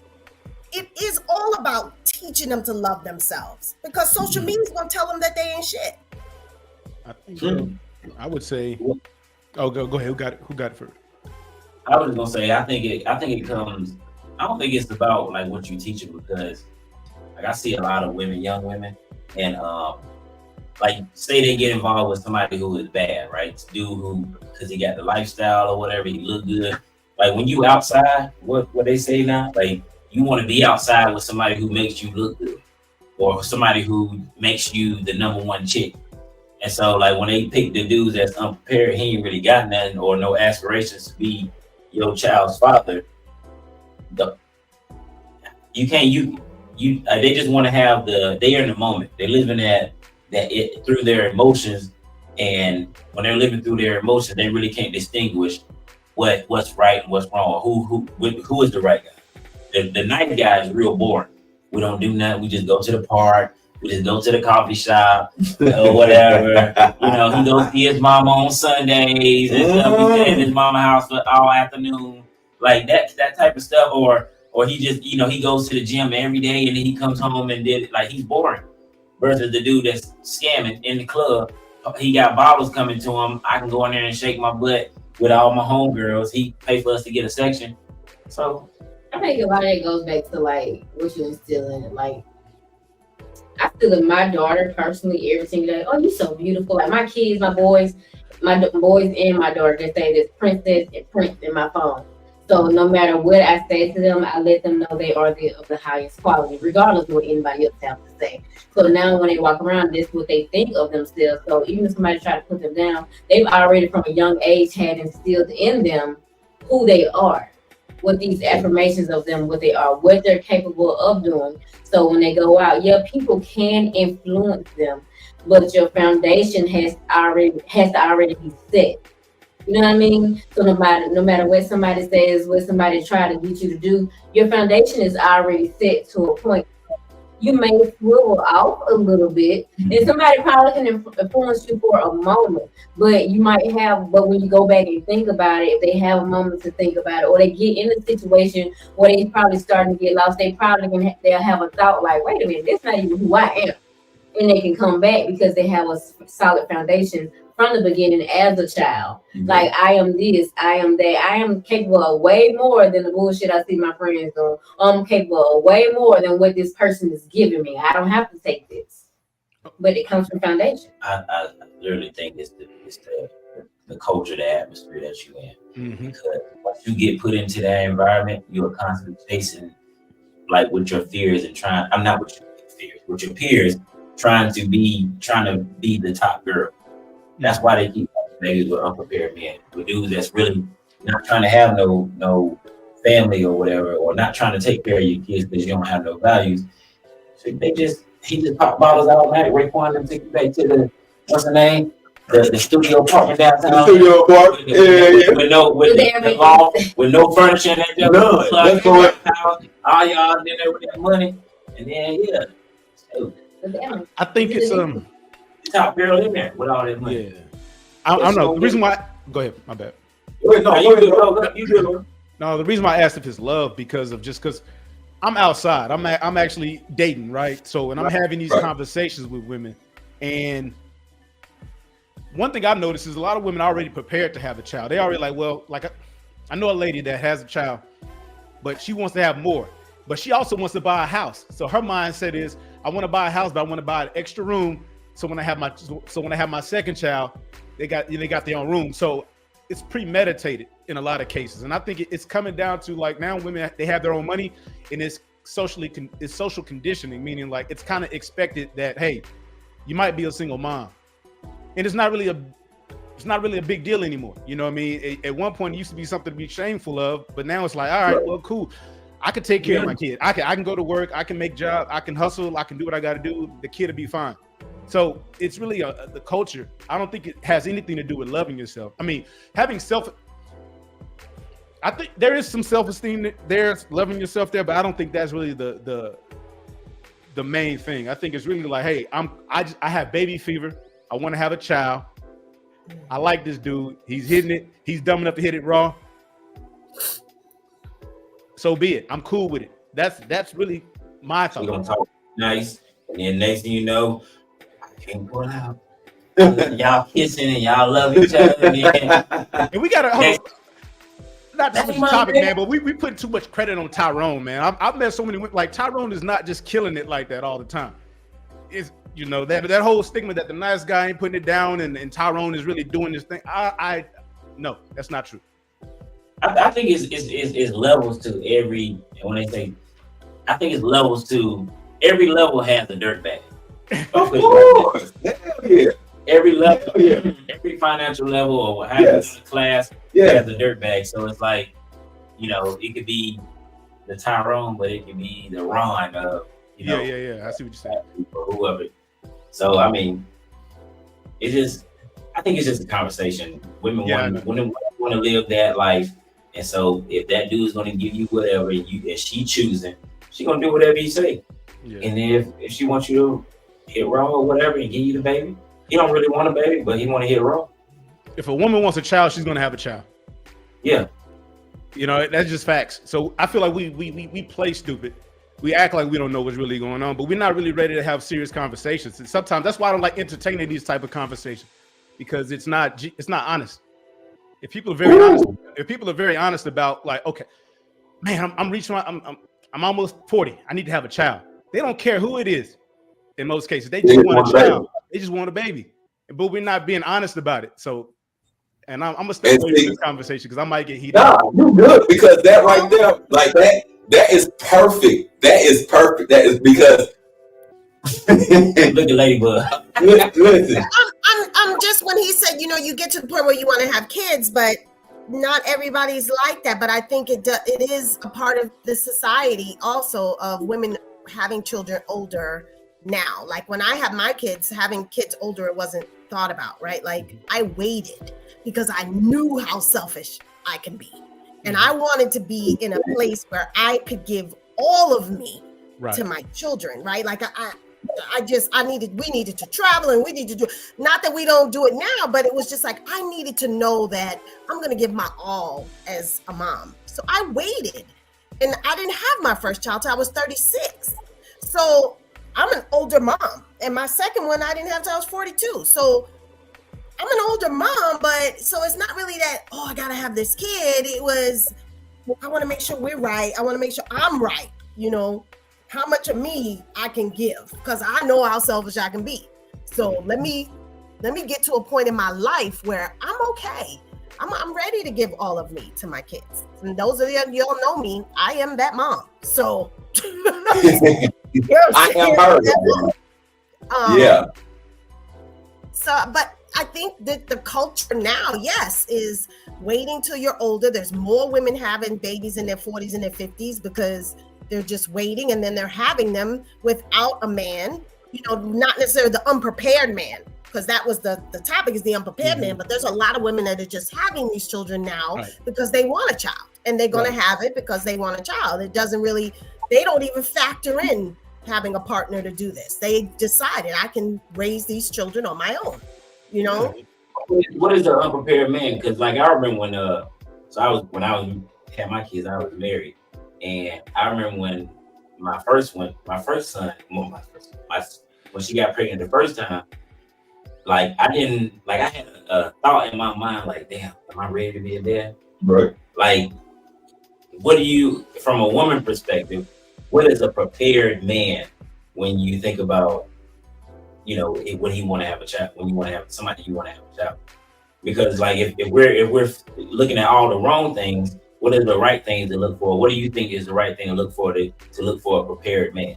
Because I know I wasn't prepared, but I stepped up and did what I was supposed to do. Even if he's financially straight, doesn't mean he's prepared.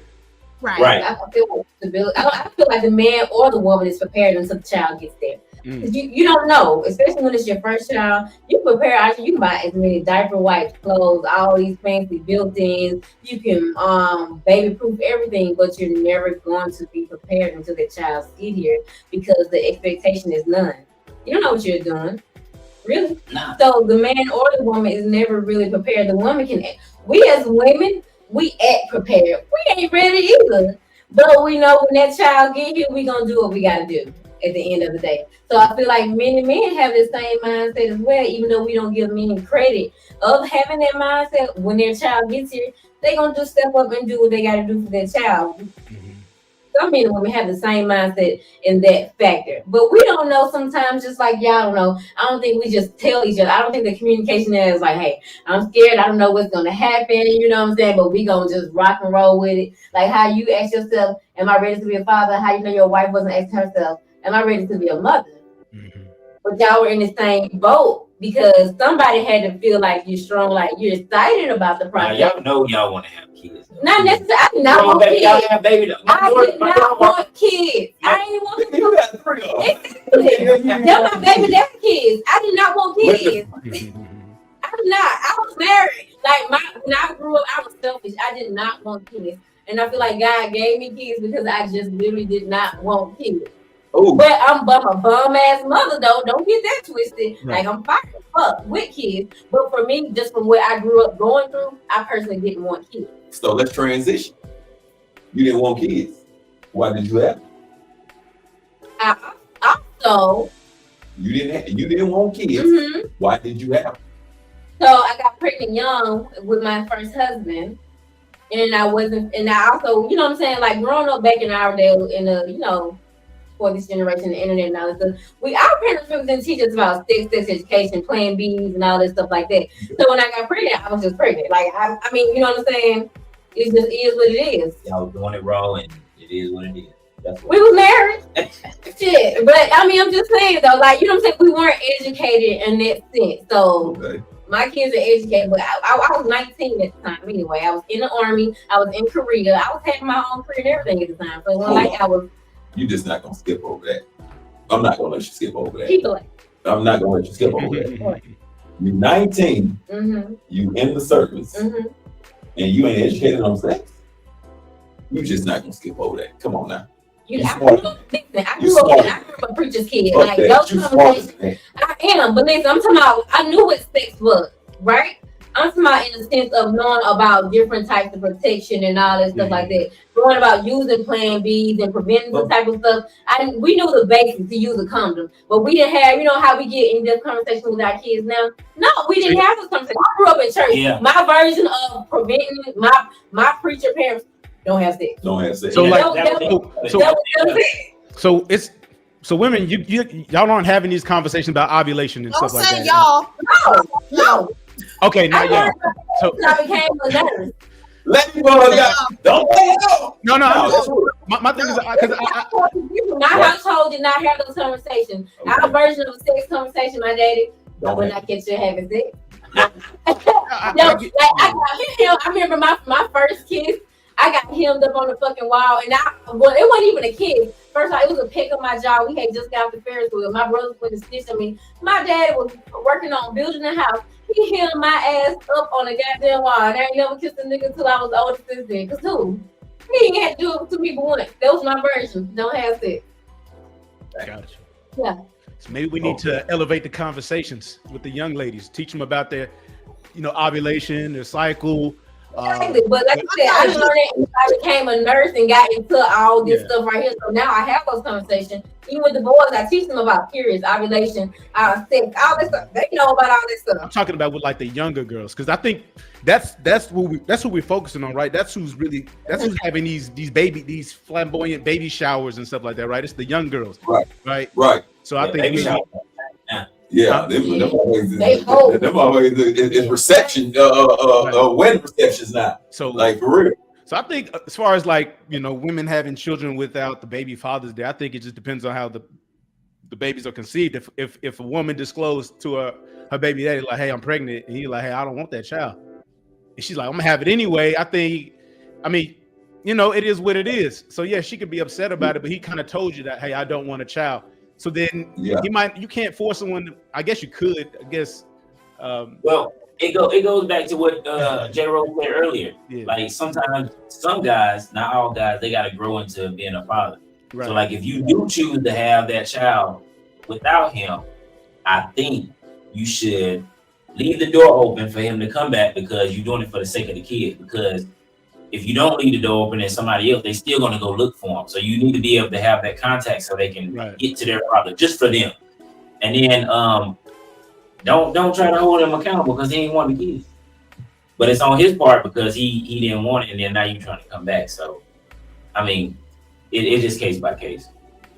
For me, I think go ahead, Bob. I just when we were talking about being prepared, what's a prepared man, right? I don't.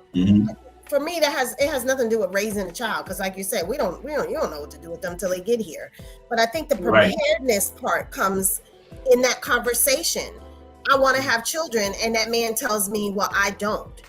Right? That's part of being unprepared, because you're having a conversation and he's telling you, I don't want to do this, and you're deciding, okay, I want to go ahead and have this baby anyway, right? So that he's not unprepared. He told you, I don't want to do this. That, unprepared to me is, we didn't have this conversation. We didn't talk about what it would be like to be parents. We didn't talk about, okay, so if I have a kid, they cost money. Like my insurance, I don't know, let me check my job insurance. You check your job insurance.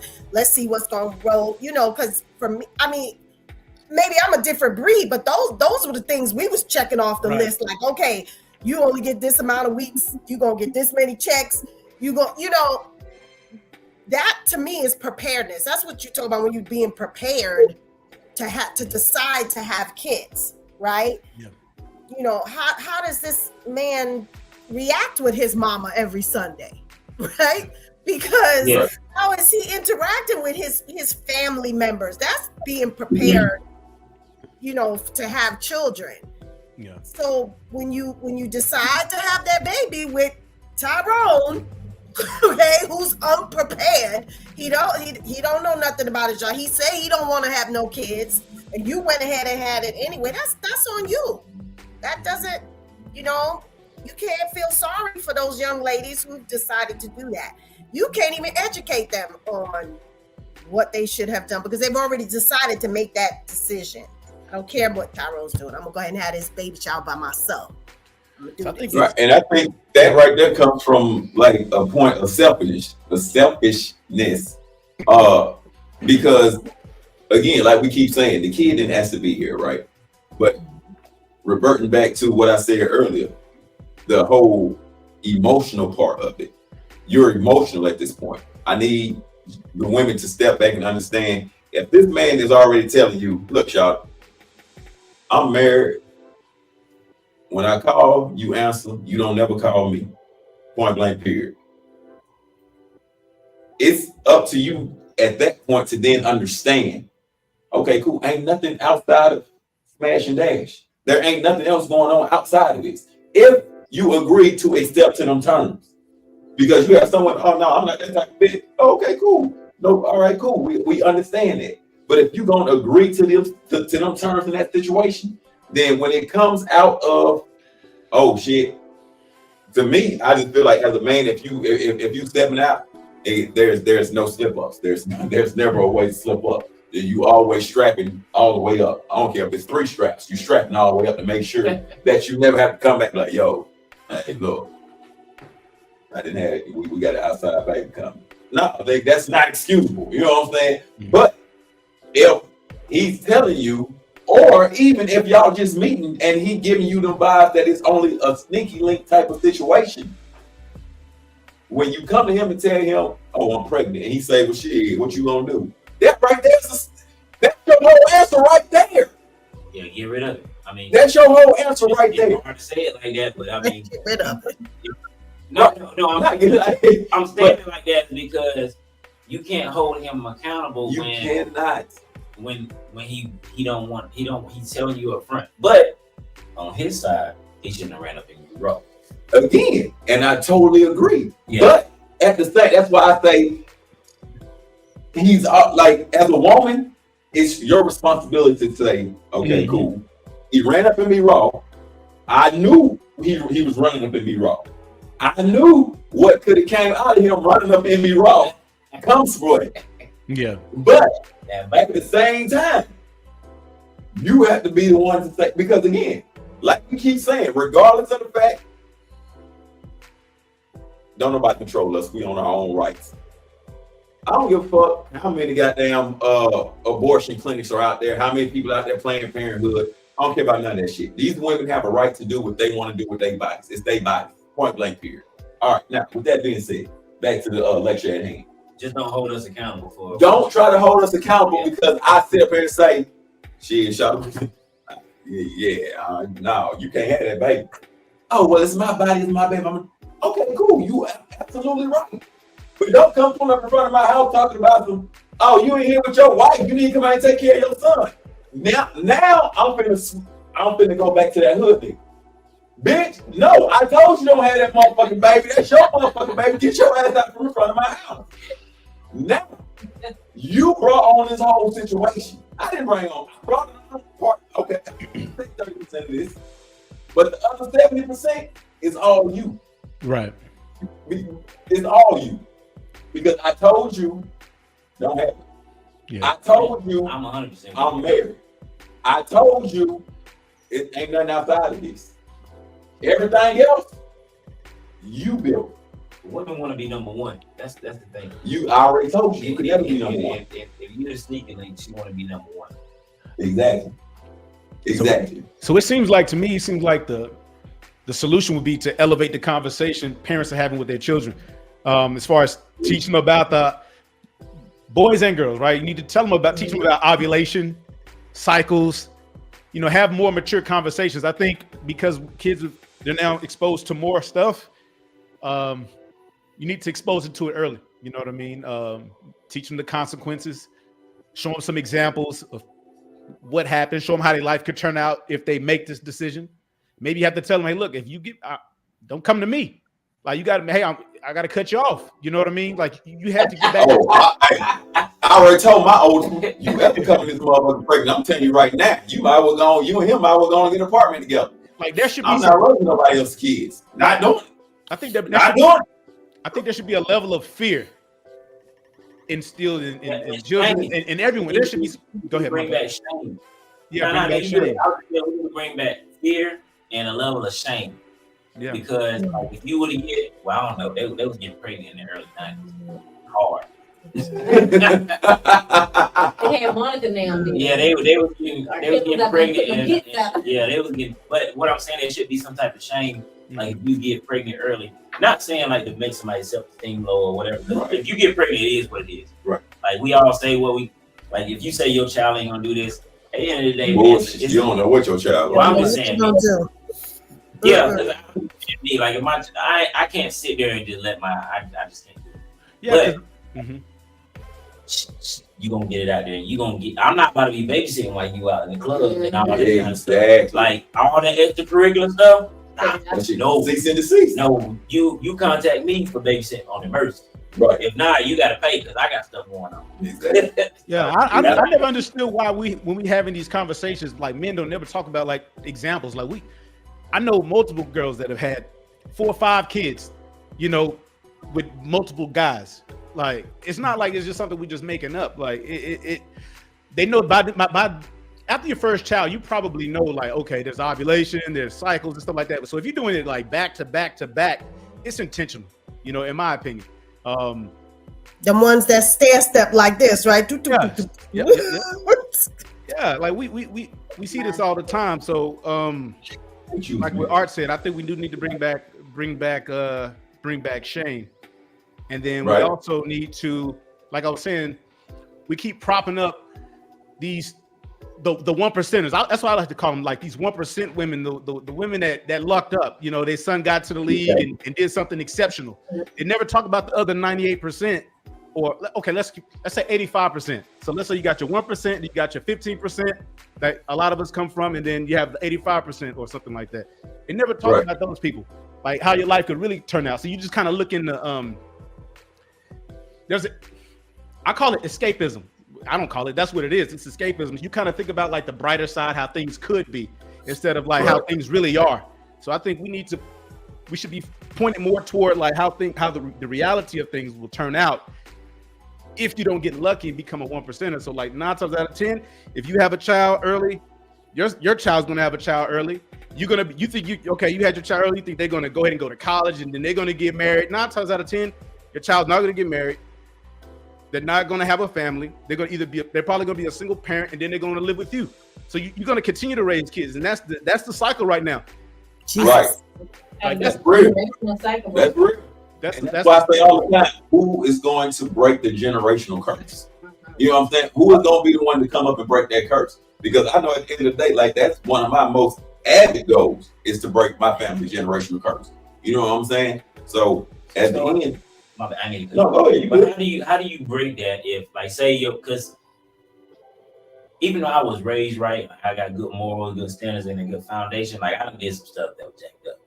Like that could have got me in trouble, whatever. We all had some scares or whatever. So if those scares had went to the negative side and I messed up, like I don't think my family would have just abandoned me. So how do you, if your child were to get pregnant at early age, right? Do you just cut them off in order to break that cycle? Like how do you break that cycle?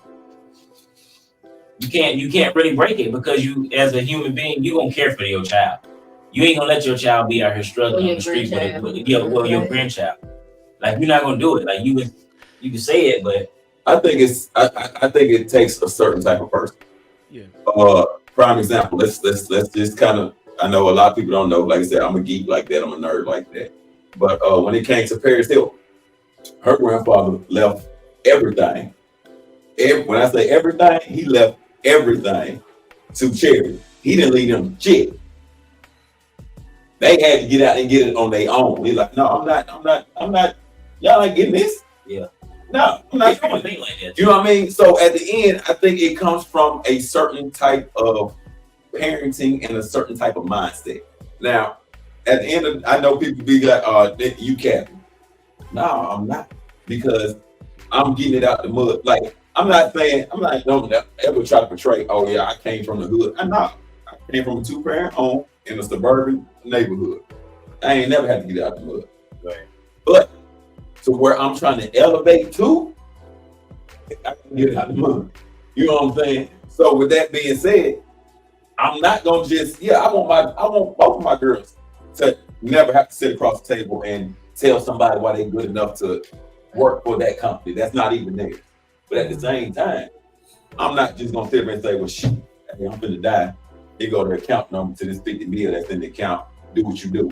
When the whole time I've been trying to teach y'all along the way, and y'all kept saying, yeah, I don't want to do that shit.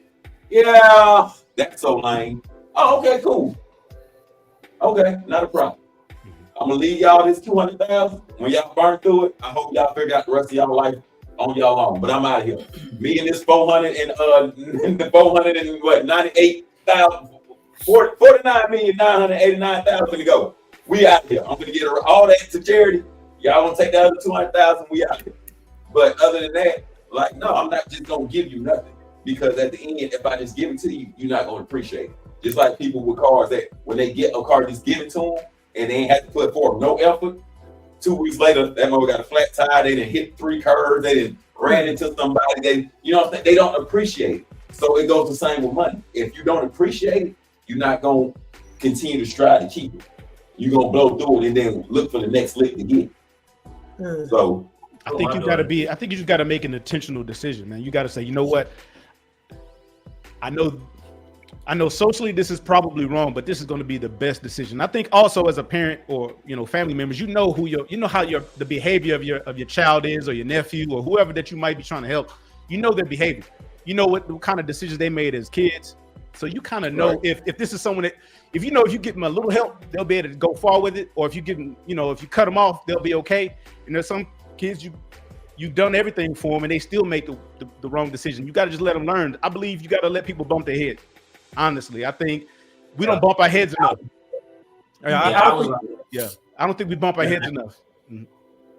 I agree. My family used to try to tell me all kind of stuff. Don't do this, don't do that. And I was like, nah, I got to get it on my own. Right. Nah, I'm a man. That's my favorite. That was my favorite phrase. Like I'm about to be a man now.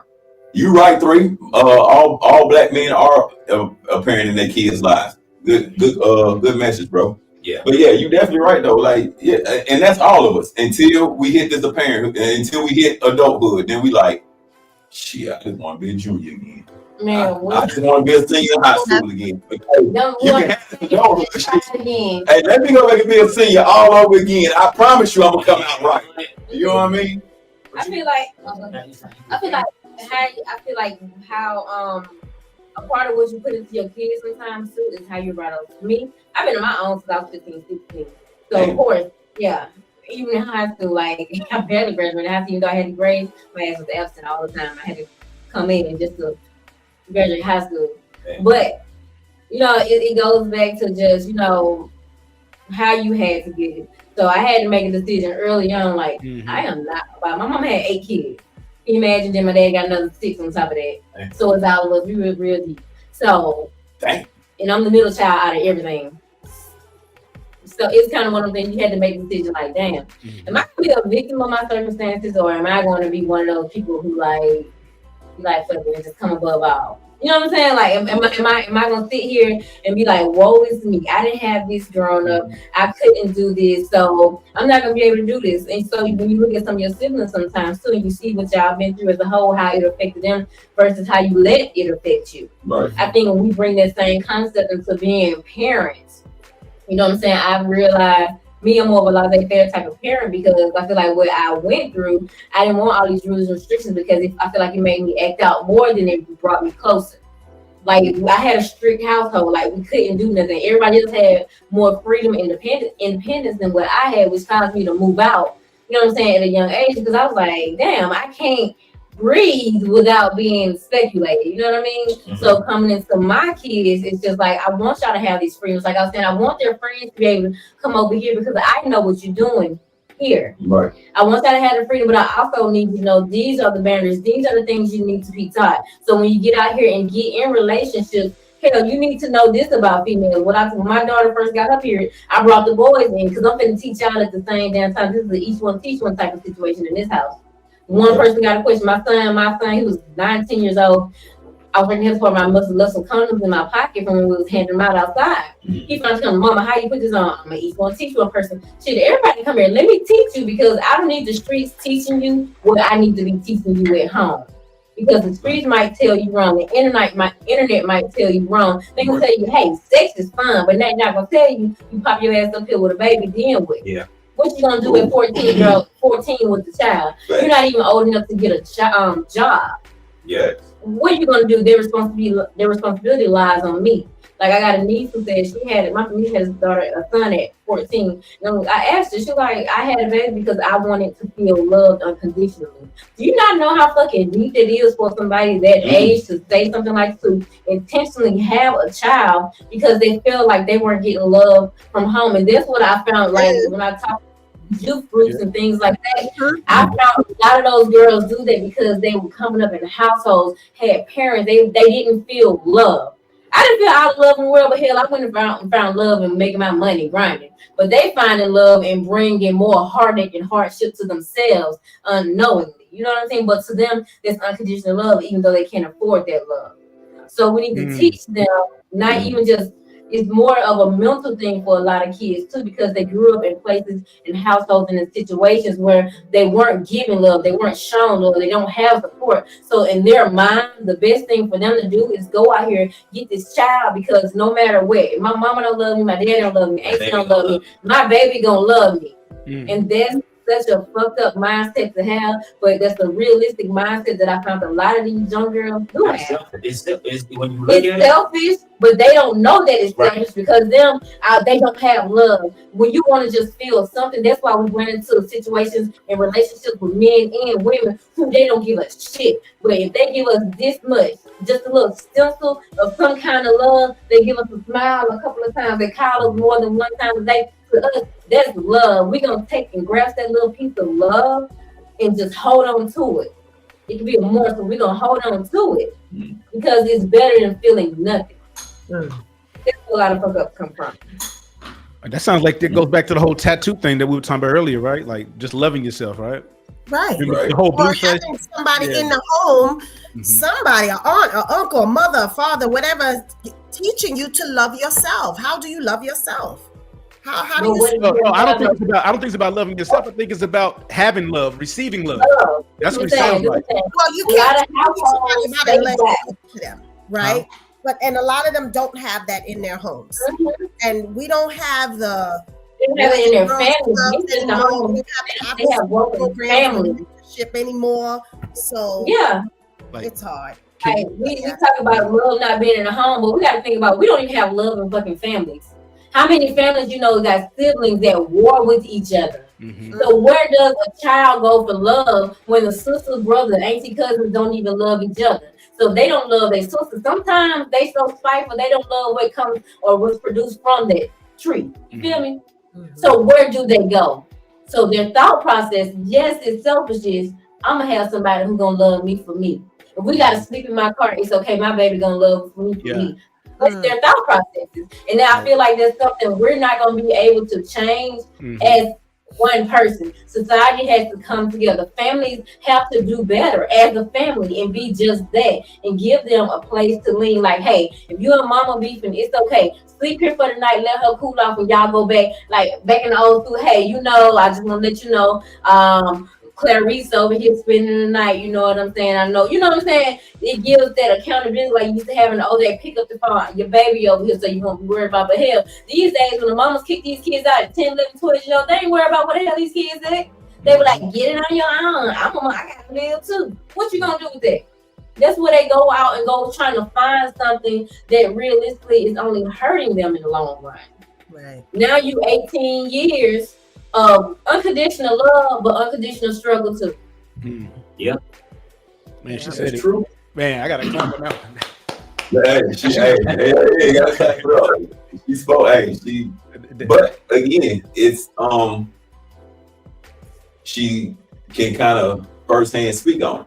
Like she said, she been on her own since she was 15, 16. Right. So of course, evidently, you know what I'm saying? I'm not saying I know her story, but just listening, she kind of understand what's going on and where they're going and what these young girls are going through. I think just sitting here listening to Ladybug and K Mac and even Miss Petty, I think me and you gonna get together. We gonna put together a platform for. I want Ladybug and Petty to start coming on, speak on it with the fam platform to teach these youngins about their bodies. I think coming from them, I think it'd be a great thing. From women, it's a little bit more easier to accept than it is from men, just because, like I said, I have girls. So what I say is more so dad just being dad. But if they hear from a woman that looks like them, sounds like them, it's more acceptable. So I think I want to put that into play. I think I want to set something up where we can have Miss Petty and Ladybug, even if it's just 10 minutes, just come on and you know what I'm saying, talk to the young ladies, talk to the young men, more so the young ladies on their bodies, because again, we know a lot of moms aren't out here having those type of conversations. So I want to get with y'all behind the scenes and put a whole play together. Like I said, I always talk about us being in our community, giving back to our community. I definitely want to do that because again, just listening to y'all, it's a lot of young girls out here that's not getting that proper information on their bodies and knowing what they need to do and not to do when their bodies is going through certain things. So again, y'all props on that.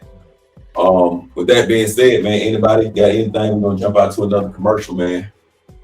Man, this topic, right? I really wasn't expecting it to go like this. I knew it was coming, but I wasn't expecting it to come like this. But hey, this is what we do on Speak On It with the Fam, man. Hold on, let me say this. Go ahead. And if I'm single, I get pregnant, I want to have that goddamn baby shower. I'm gonna have it be a baby shower. Bring out second to the baby shower with my fireworks, pop, pop, pop, pop, pop, and laugh and smile for the picture. And you gonna hire DJ Artwork. And we playing Tamia. Oh my God, are we plugging like that? Are we plugging? That's what I'm talking about. Well, shit, since we're plugging so hard, hey man, February 10th, which is next weekend, the day before the Super Bowl. We will be at Eddie's Place to buy Bingo and Boss. But hey, y'all ain't got to take my word for it. We're going to be right back. Check out our commercial. Let's go.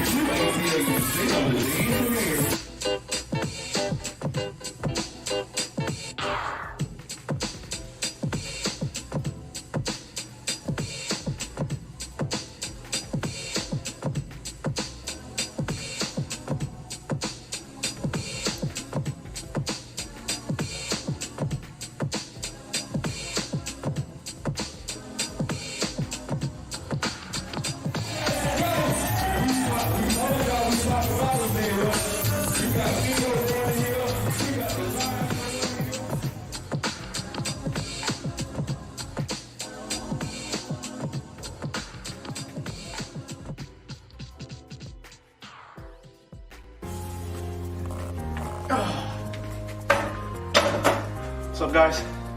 I'm at the trainers here at Body Edge Fitness. As most of y'all know, I train with the chef. I ate with the chef. I had my meals prepped up, appetizers, meal, and dessert.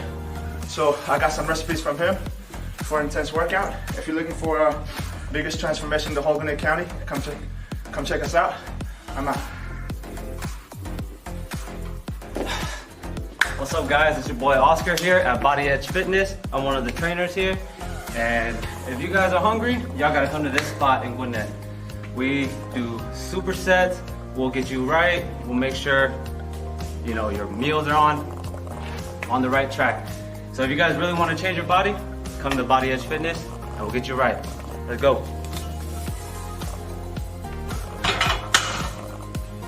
What's good? What's good? It's your boy Layshaw Jones, personal trainer here at Body Egg Fitness and Nutrition. You need you a good workout, come join us here. We're a family. We're gonna get you right. We're gonna get you where you need to be, reach any goals you have. Check us out. I'm out.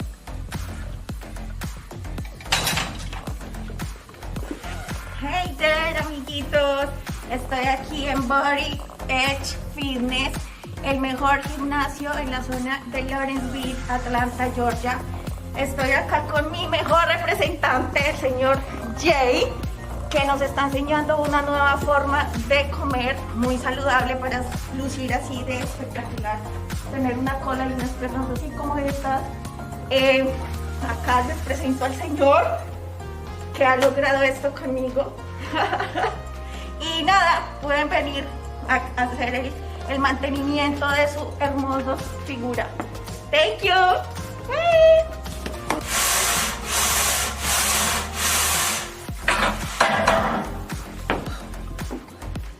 Hey, what's up, Gwinnett? This is Giz. I'm a trainer here at Body Edge Fitness. If you want a full course meal, this is a place to be. I've been eating over here with Chef for more than a year. And if you want a good transformation, come see us. Let's eat.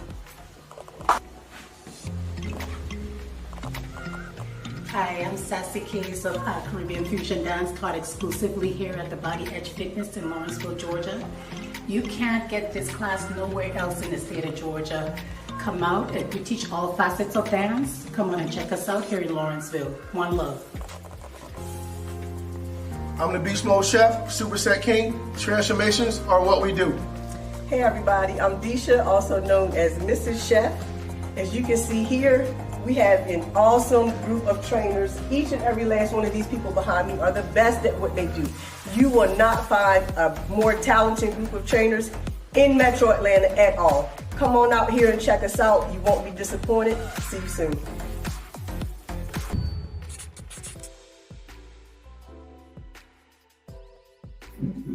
Yo, what up, man? What it is and what it do, man? We hope y'all enjoyed our commercial, right? Y'all see we still got K-Mac, we still got Ladybug. Man, Petty still in the building. Of course, artwork still here. And y'all know. Oh, why I gotta get the of course? I'm still. Because, of course, you know we gonna be here. DJ artwork in the motherfucking building. I'm saying, of course, we gonna be here. We always here. We always here. The blue bottle, the white bottle, artwork, they always in the building. So of course they gonna be here. You know what I'm saying? So with that, man, hey, we hope y'all enjoyed our commercials, man. We hope y'all have been enjoying our first official live show. K Mac, Ladybug, T Petty, man, y'all are a part of history here. Our first official show. C3, he popping in and out. Yeah. Are y'all what's up? Y'all gonna pop a bottle? Hey, I know, right? I've been talking about it, but shit, hey, I don't know. I don't think I need to. I think it's it. Y'all being here and y'all having a good time and having great conversation is enough of popping in itself. So, but yeah, man, we've been having great conversation here today again. Like I've been saying previously, if y'all missed the first couple of episodes, the first couple of topics, make sure y'all go back and watch the whole show.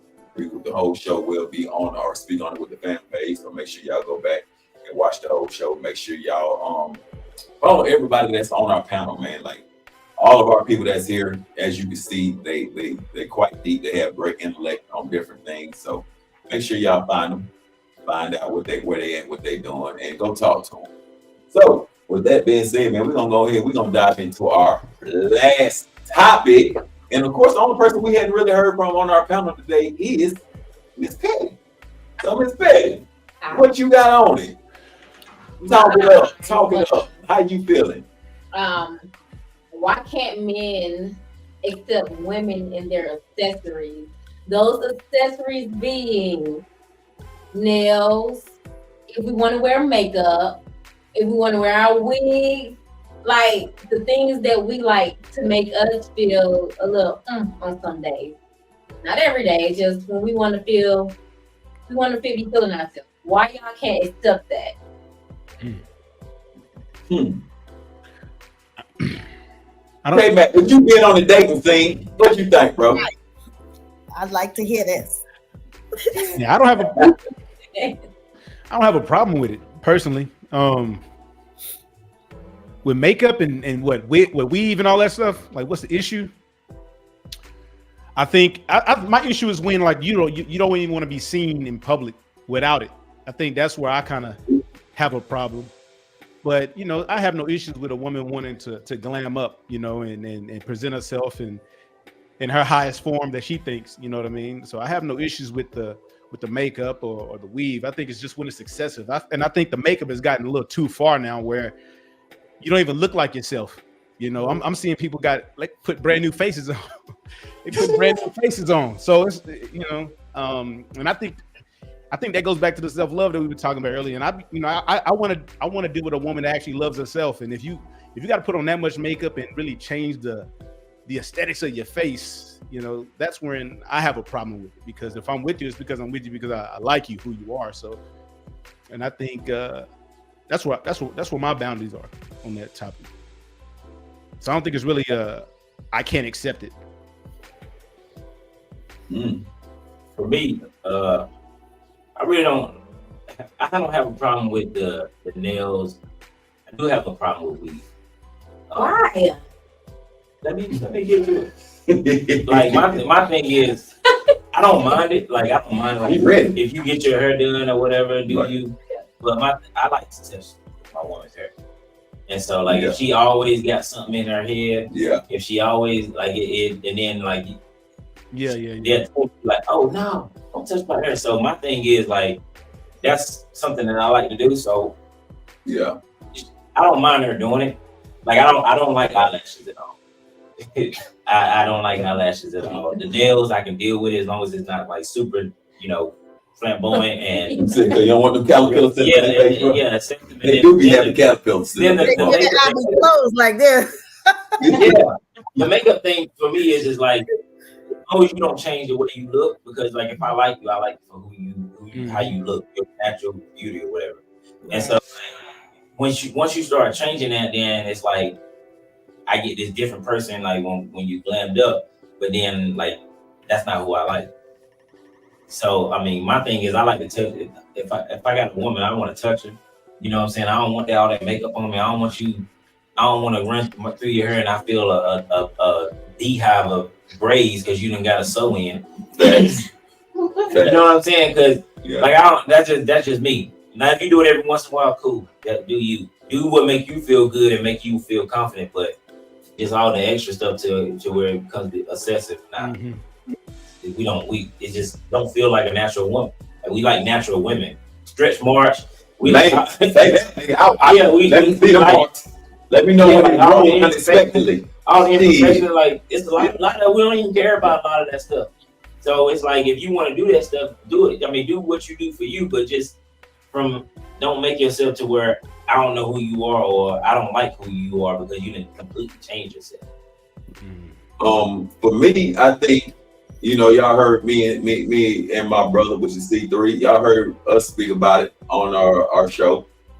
To where for me, man, honestly, I feel like I'm already superficial, like enough as it is when it comes to certain things. So therefore, I don't want to be bamboozled. Oh yeah. Like honestly, like when I met my wife, and you know, of course, we texting back and forth. I'm like, yo, I need you to send me a picture of you without your weave in, and a picture of your feet and your hands. I need a picture. I'm gonna lose on the feet and the hands. Hey, cause like, yo, I'm not gonna take a liking to you, and then all of a sudden I fuck around walking the house one day and think, who the fuck is this in my house? You know, like no, like I don't want to fall for a person alternate ego. I don't want to fall. Like I don't want to fall for your alternative person. I want to fall for you.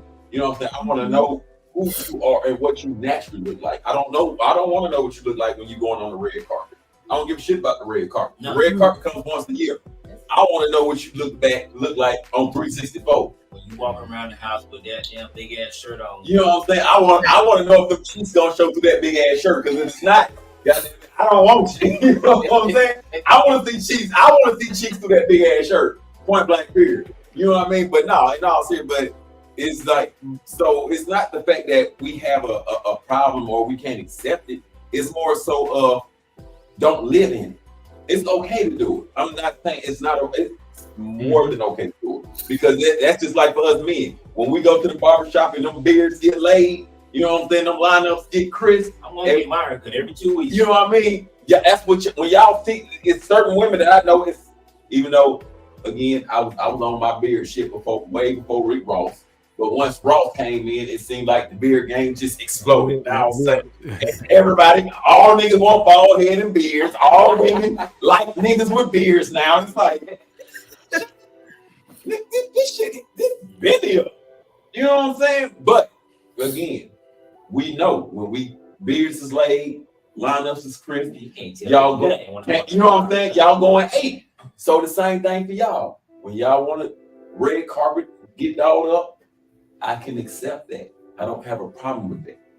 But don't come this motherfucker all 365 with that. Because now I don't know who you are.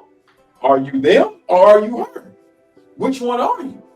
And that's why So I get kind of confused on this, because is it like accepting? Okay, ladies want us to accept them with all these accessories, but then when they get on these platforms, they say, well, we're not even doing it for the men. We're doing it for ourselves, or we're doing it, I guess, for the other women or something like that. So I'm just kind of confused. It is a lot of other women. Competition with each other. So, ladies, do y'all compete with each other? Hell yeah.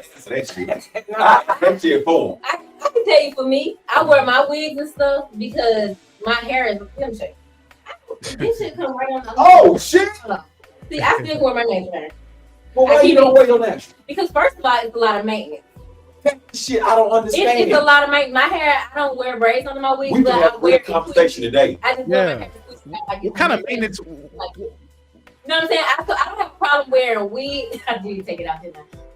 I don't have no problem wearing a wig or my natural hair, but I just feel like certain situations, I don't want to wear my hair out on a twist. But I work out every day, so I'm rock my twist. I have no problem either way. But I just feel like more people find it a problem when you decide you want to put something on, but like, oh, you're fake because this. So that makes me fake because I take pride in how I look. And I'm not saying how I look naturally is not prideful, but I'm just saying, like, if I want to step out, you have a problem with me dressing up because you only see me this night. You don't know me tomorrow. You don't know me from yesterday. You know what I mean?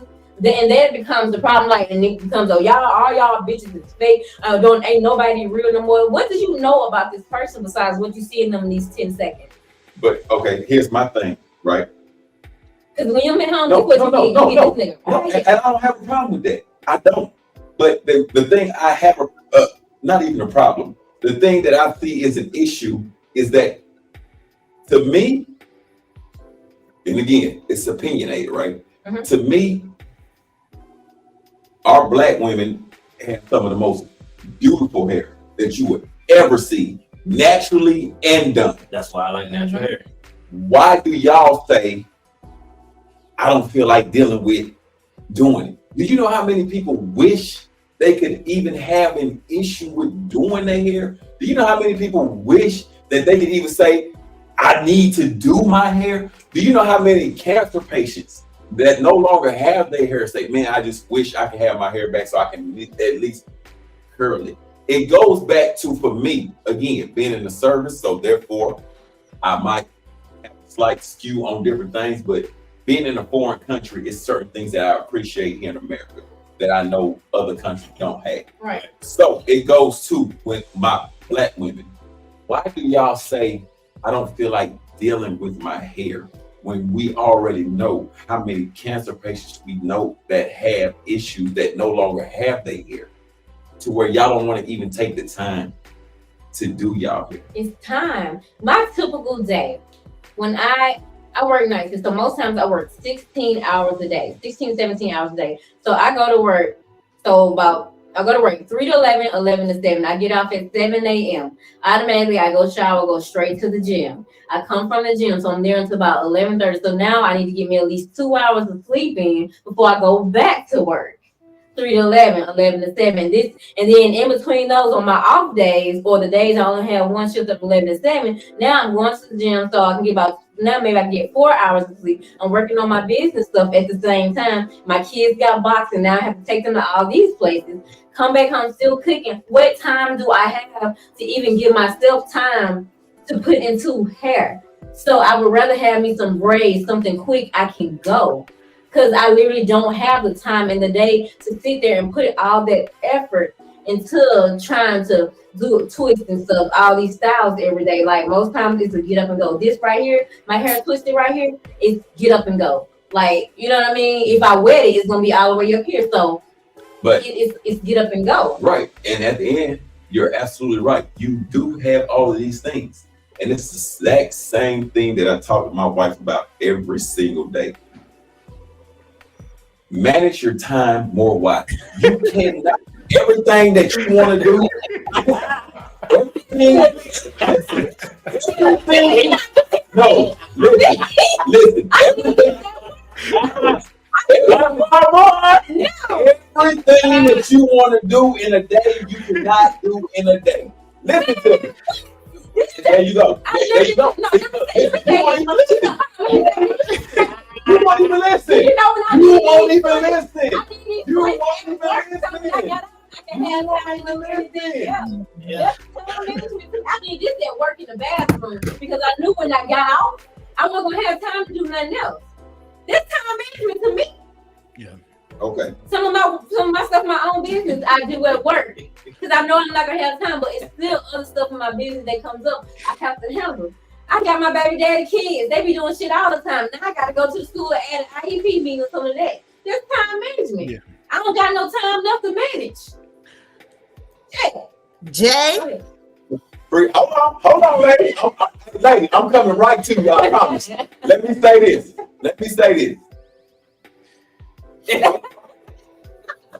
Look at Lady Mouth. Lady, I'm pray for you, Mika. Listen. It's all about importance. Certain things are not important. I know where you going with it. I'm with you. Certain things are not important. Y'all put everything as a 5. Everything is not a 5. Some things are 2. Some things are 1. Everything is prioritized as a 5. Point blank, period. If you want to do certain shit, you gonna move around everything under the sun to make sure that you do it. Or add it on. But anything else that you feel like, oh shit, that's just something I need to do. Oh, I need to work this in. If it's just something you need to do, it's not getting worked in. It's not. If it's something that you really need to get done, it get prioritized. Y'all put everything under the sun as a priority. Oh shit, I need to go get the kids some shoes. Oh shit, I need to make sure I watch my show today. Oh shit, I need to make sure I got damn turn this day. Oh shit, You see I what need I'm to make, you know what I'm saying? Everything is not a priority. It's certain things that's a 5 and there's some shit that's a 1. Men, that's why y'all look at us and say them motherfuckers don't care about nothing. Not No, nothing. we only care about the 5s. The 1 and the 2s, we'll get to them motherfuckers. Yeah, it is what The it is. 5s, our woman, our bills, and our kids. Those are the 5s. The motherfucking cars, the cleaning up of the garage, the damn backyard getting cut, that's the fucking 1. We will get to that when we have nothing else to do. When we don't have to motherfucking rub y'all feet when y'all had a long day, we gonna do that. When we don't have to motherfucking worry about the kids getting home from school and making sure they got something to eat, we'll get to that. But as long as the kids are taken care of, the wife is good, and the bills are paid, those are 5s. The yard and the garage, those are fucking 1s. We'll get to that. Let's rock. Y'all put the garage as a 5, kids are a 5, y'all hair is a 5, y'all nails are a 5, y'all feet are a 5, the fucking dog getting walked is a 5. Your homegirl last minute birthday party is a 5. Your homegirl got an issue with her man is a 5.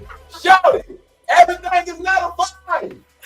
That's all I'm saying. I'm done. I digress. Church. Everything I just said was a 5. Point proven.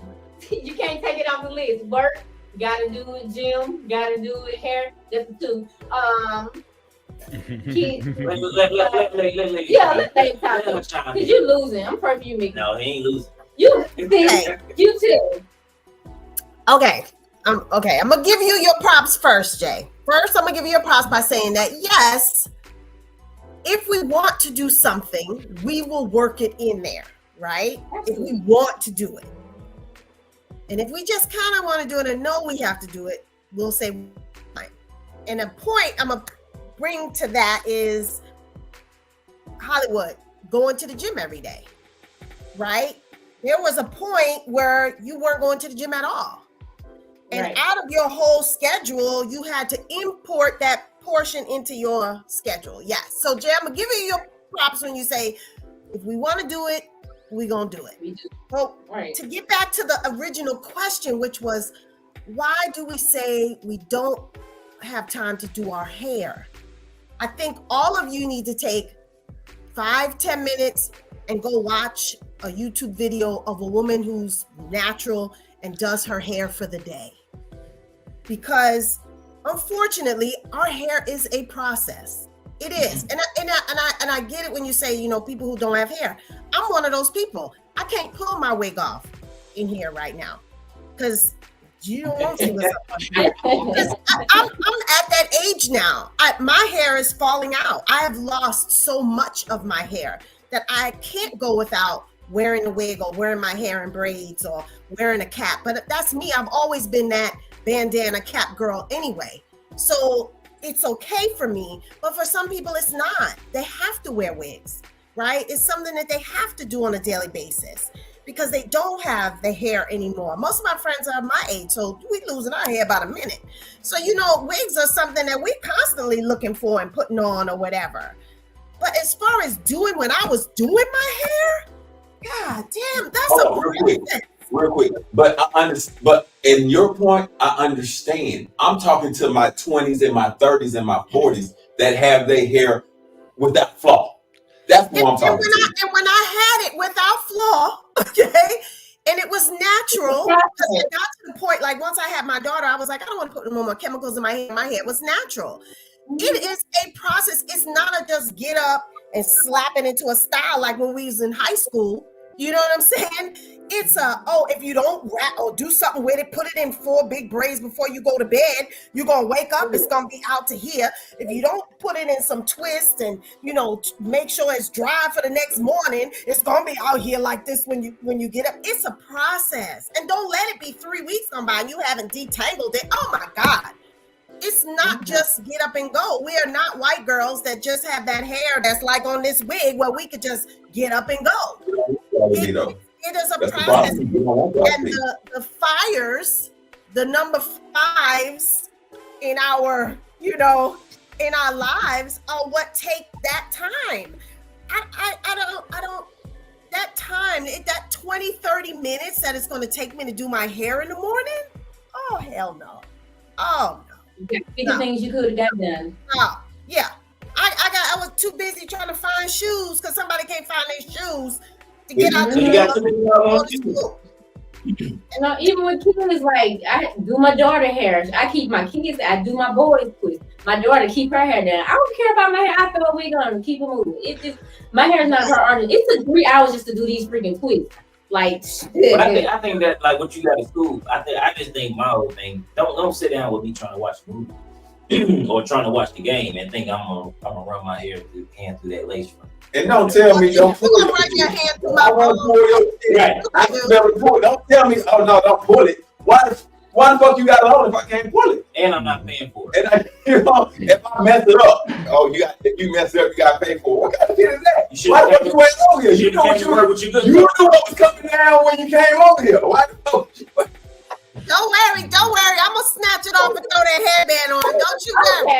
Okay. You better not throw it on the floor. Place it on the dresser. Don't do that.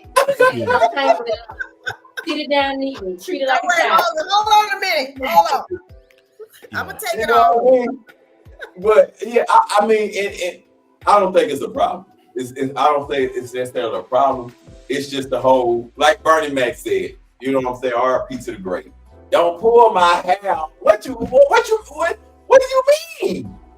What are we here for? You know how this goes down. What are you talking about? So you should have had them secure it better. This is acting me. Yeah, I'm gonna touch your hair. You know what I'm saying? I don't give. If I plumb that motherfucker and you're having a yank, oh wow, it's your fault. It's your fault. Just put it on the dresser though. Don't throw it on the floor. Please, it costs money. Please. They will be on the phone right beside your dog. But I think, but so going back to our other sessions, not just hair, but with nails and eyelashes, I think anything can be worn tastefully. I think that's the difference. Some stuff is worn by females excessively. You can wear anything tastefully. I like my eyelashes. I don't like them all the time, but I got them now. But I like a natural look. Like, you know what I'm saying? I think you can wear anything tastefully. And I think that's the problem that a lot of men don't like too. Like when women are getting a lot of stuff, you got butterflies on your eyes instead of just some natural looking lashes that fits your face. When they get nails, they just put the nail on, don't cut it. Instead of something that's walk around with nails like this. Like, you know what I'm saying? They wear what the fuck? Yeah. Why are your nails this fucking? Yeah. Shawty, you can't wipe your ass. And if you do, it's shit all up under them nails. Yeah. What are you doing? So I think that's the big problem. Yeah. They're so used to seeing like all the BBL women, the excessive women who want to look like the what's that woman name? Not Betty Boop. The woman who what is that blow up doll looking woman name? Anyways, y'all know who I'm talking about. They want us to walk around seeing the women who look excessive, like you know what I'm saying? They so used to seeing that, so they think every woman don't wear no weave, no makeup, none of that, because I don't feel like no woman can wear it in a natural color. And that's not true. You can wear anything. You can do it tastefully. You can do anything. You wear makeup tastefully. You can wear nails in a natural, pretty state where it fits you. Eyelashes natural. Like everybody got eyelashes. So if I got extensions, how would you know these are not my eyelashes with an eyelash extension if I have it done tastefully? You know what I'm saying? If I have a wig on that compliments me, you know what I'm saying? I might be bald as hell. I was in the army too. I wore braids in the military. Let me tell you why. I still didn't have time to do my hair. Formation was 6 a.m. Had to be back dressed by 9 a.m. Hold on, 4 o'clock wake up. Hold on. K-Mac, you was in the service. Yeah, I was in the Navy. You was in the service? Yeah. I was in the service. We all had to have haircuts, and we all had to make sure our haircuts was fresh. How come we become shade? Because you didn't have to put that hair up and put it up under that damn BDU cap. Do you know how many times I heard, hey, that shit up in the bun. Now you done ran formation, you back your whole day to went around. Now you getting in trouble because your hair fell up a little fell below your damn collar. Work your ass like you ain't got no good sense. But you think we got, so when you get braids, there's a little less time you got to be brushing the bullshit in the morning for formation just to go mess it back up for the next formation. So it sounds like to me, y'all don't know how to handle y'all shit. It ain't that we don't know how to handle it. We do things that work for us. We have, I think a lot of us who wear wigs, we have gotten to a space where this works for me. A wig, if I want to sit on the dress, I'm gonna sit on the dress. If I want to glue it down, I'm gonna glue it down. But it works for me. It's easier to put your brush in a car, brush your wig right before you walk into work, and keep it moving. Than to brush your hair, because now you have to be more careful. You gotta keep it. It's a hell of a lot more maintenance. Yeah, You know what I'm saying? It's a lot more maintenance. Go ahead, Matt. I just think the gripe men are having is it's a bit of a pushback that women are thinking that that's what men like you was just saying, like men want the girls with the BBLs and stuff like that. These are the ones that are getting clout by like the rappers and drug dealers or whatever. But these are regular guys aren't walking around with these type of women. I never see these women with men. You know, I'm in Dallas. I'm in an area where these women exist. I see them. You guys are in Atlanta. You see them, but I don't see them. They're not with men. They're usually with their girlfriends. I'm gonna be honest. They're not with guys. So guys don't really like that anyway. Online, a guy might like it. He might hit the like button, but that's not what you really want. He's not taking that home. We have those conversations. They're like, I'll smash that, but I ain't taking it home. We have those kind of conversations amongst our friends. Like, yeah, she's tappable, but that ain't something I'm gonna take. Y'all have them conversations at the same time. If these two people were standing in front of y'all, the person most of y'all men approach is the one with all that excessive stuff. They be the one that y'all don't want. Y'all be wanting to smash, but that's who y'all approach though. You have to look at the circumstances. Okay. Where are we at? True. Where are we at? If we in the club, we done had one of these, two of these, three of these. Oh, yeah, we going for the BBL all day because we try to have fun. All day. The hands, no lie. Yeah, sometimes it's a fetish. All day. But when we say, damn, Art, we need to speak on it with the fam to the next level. K-Mac, what you want to do, we need to take, you know what I'm saying, your line to the next level. What we need to do. We're not studying what we was on that because we're not even on that no more. We're not even on that. Now we back looking at how can we make sure our kids are straight without spoiling. Making sure our ladies are straight without goddamn making them feel belittled. You know what I'm saying? So when it's all said and done, it's all in just like y'all. Y'all want the how Stella got her groove back mindset, but y'all know that she's a fairy tale. So at the end, y'all looking for that man that's really he really gonna make sure that we taken care of before he gonna make sure all of us eat 3 or 4 times before we eat that one time. That's the man I want. Yeah, because most men know. My bad. Go ahead, bro. No, because most men know what come with that. Like those kind of women that are like flamboyant like that. That's a lot. It's a lot that comes with that. It's a lot of trouble, a lot of drama, a lot of headaches. So we know they want the Birkin bags. We know they want to drive that damn that GLS. I'm talking about we know that they don't want shit that we don't want to spend money on. We know that. On a respect level, like those type of women, they're gonna have guys that are gonna try to pursue them. So now you're getting tested all the time. It's just a lot that comes with that. So guys don't even want that type of headache.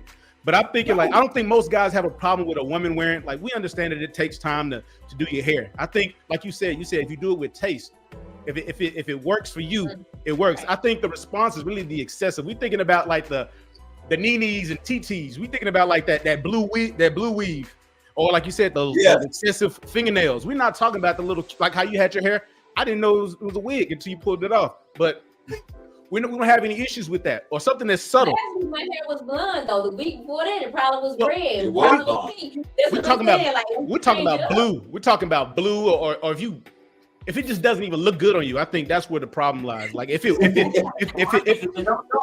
don't be around the house just all the time, or be around me all the time like that. Like if you want to do that and step out or go somewhere, cool, do you. But if that makes you feel good when you out, because you're your own person. But like when we just chilling, like man, you just want them to be in their natural state. Yeah, put everything on the mannequin so I can touch you, and you know what I'm saying? Like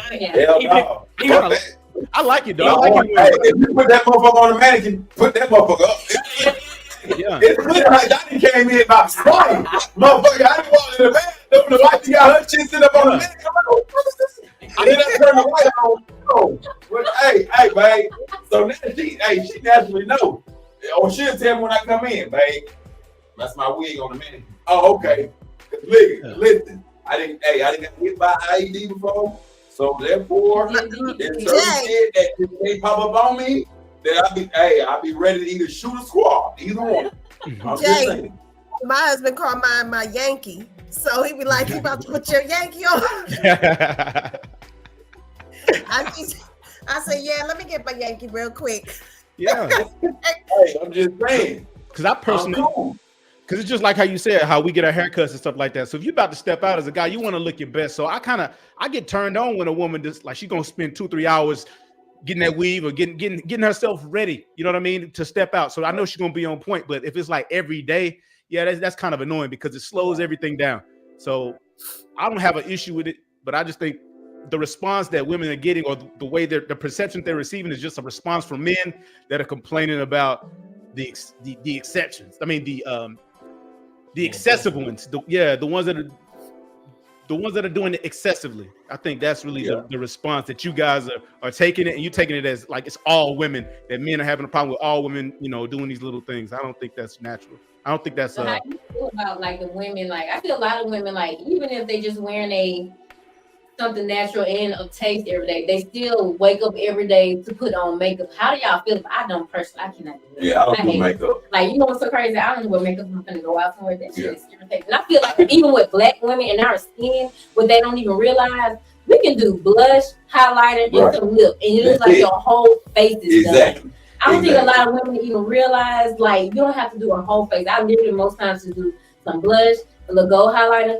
I put like a little light pink on my lip. It looked like your whole entire face done. But I know a lot of women who would literally put on makeup to go to the gym. They would put on makeup just to everyday life. And I feel kudos to them in their time. That's a lie. I don't think a lot of black women really need it. This is my opinion. Looking at a woman, like most black women that I see, like even the ones that I don't think is as pretty, I don't think you really need makeup like that. Like, it ages your skin too, is what they don't realize. Like it just makes I can tell when a black woman got makeup on. Yes. It irritates from a mile away. I can't stand it. And to me, like I just think like our skin is like it's bro. We have the most expensive skin on the earth. Yeah. On earth. Our skin is worth more than gold. Yep. Melanin. What are you doing? That's like going into an art museum and just taking a can of paint and throwing it on a paint. On an expensive piece of art. Yes. What are you doing? I don't know. Yeah, I don't think I've never dated a woman that had to wear that much makeup, so I can't relate to it. To wake up every morning that's her routine. She got to throw on a bunch. I can't. I don't know. I don't have a complaint. Have y'all dated a woman that had to put that on every day? Well, I already told you I'm shallow as hell, so therefore no. Me, like I remember when I'm being on the little dating thing, like now when I meet people, one of my favorite things to do, like when we was talking about dating and stuff like that, like I want to go somewhere where I don't feel like I have to feel dressed up. Because most people first thing say, let's go to a restaurant. I'm like, no, let's do something for me. Let's do something fun because one, I'm gonna feel uncomfortable sitting here like this. Like, what do you like to do? You know what I'm saying? Like, I feel loose. Let's go bowl or play top golf, even though I can't golf. Let's go do something like that. That way I don't have to come up in this mud with no heels on. I can wear a pair of my shoes because I love my shoes. I can wear me some shoes, dress down, be comfortable. Now I feel like we can converse because we like just everybody in a comfortable state as opposed to you razzle dazzle. That's a big. I feel like that comes when, like Lisa, remember we were talking about getting to know each other a little bit more, like get to know each other. Like everybody, I think the perception a lot of times is that everybody thinks that when you meet somebody, everybody wants to go on all these dates. And that's not really the case. Like sometimes the date in itself is walking around. I remember back in the day after school, we used to just walk around Walmart. Ooh, I can't wait till I get some money about it. Ooh, I would do that right there. Ooh, I get that. Ooh, have you ever tasted it? Like little fun and stuff like that. But that lets you get to know the person. When Walmart used to be 24 hours, you didn't have nothing to do 2, 3 in the morning. Oh, that was the spot. Walmart. You know what I'm saying? But you got to know the people that you were with, even if they were just your friends. It gave you that line of communication. First of all, I did that as an adult too. So Where you from? Mississippi. Okay, there you go.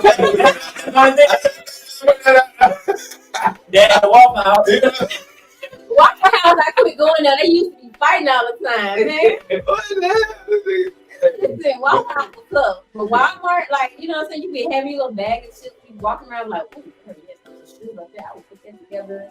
Be with your friends, like. But you know, it was just simple. Life was simple. Like we'd be in a makeup aisle playing with makeup on each other's face. They come over there and be like, hey, you can't do that. Oh, my bad. But we're supposed to do Y'all that. was just stealing. That was y'all. We did not steal. Yeah. First of all, we was testing the color. Even though we still was looking like ghosts, you know, because they know how to make a shade match. Now, we know how to shade match. Shade matching for us was, hey, let me swipe this on your skin. Ooh, look like it's my color right there. Like, that was our version of shade matching before we got into bleaching all this makeup and wigs and all that. Like, it was simpler. Now, these damn middle schoolers doing our faces as the millennials. Because we can't do shit. We barely can put eyeliner on well. We still was wearing Monica eyeliner with the big black stuff right here and the black eyebrows. The middle schoolers doing our makeup now. Like, so, I mean, it's that. So, the dating for these kids now is going to be hell because you don't know these kids. They look growner than us.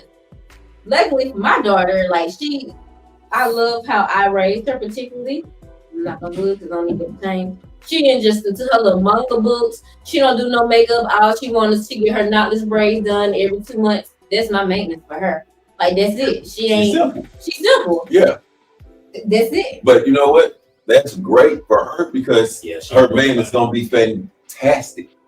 Because, again, I know what the rappers tell y'all, but we don't like us real down in the dirt, chipping for diamonds type men. We don't like all that shit. We don't.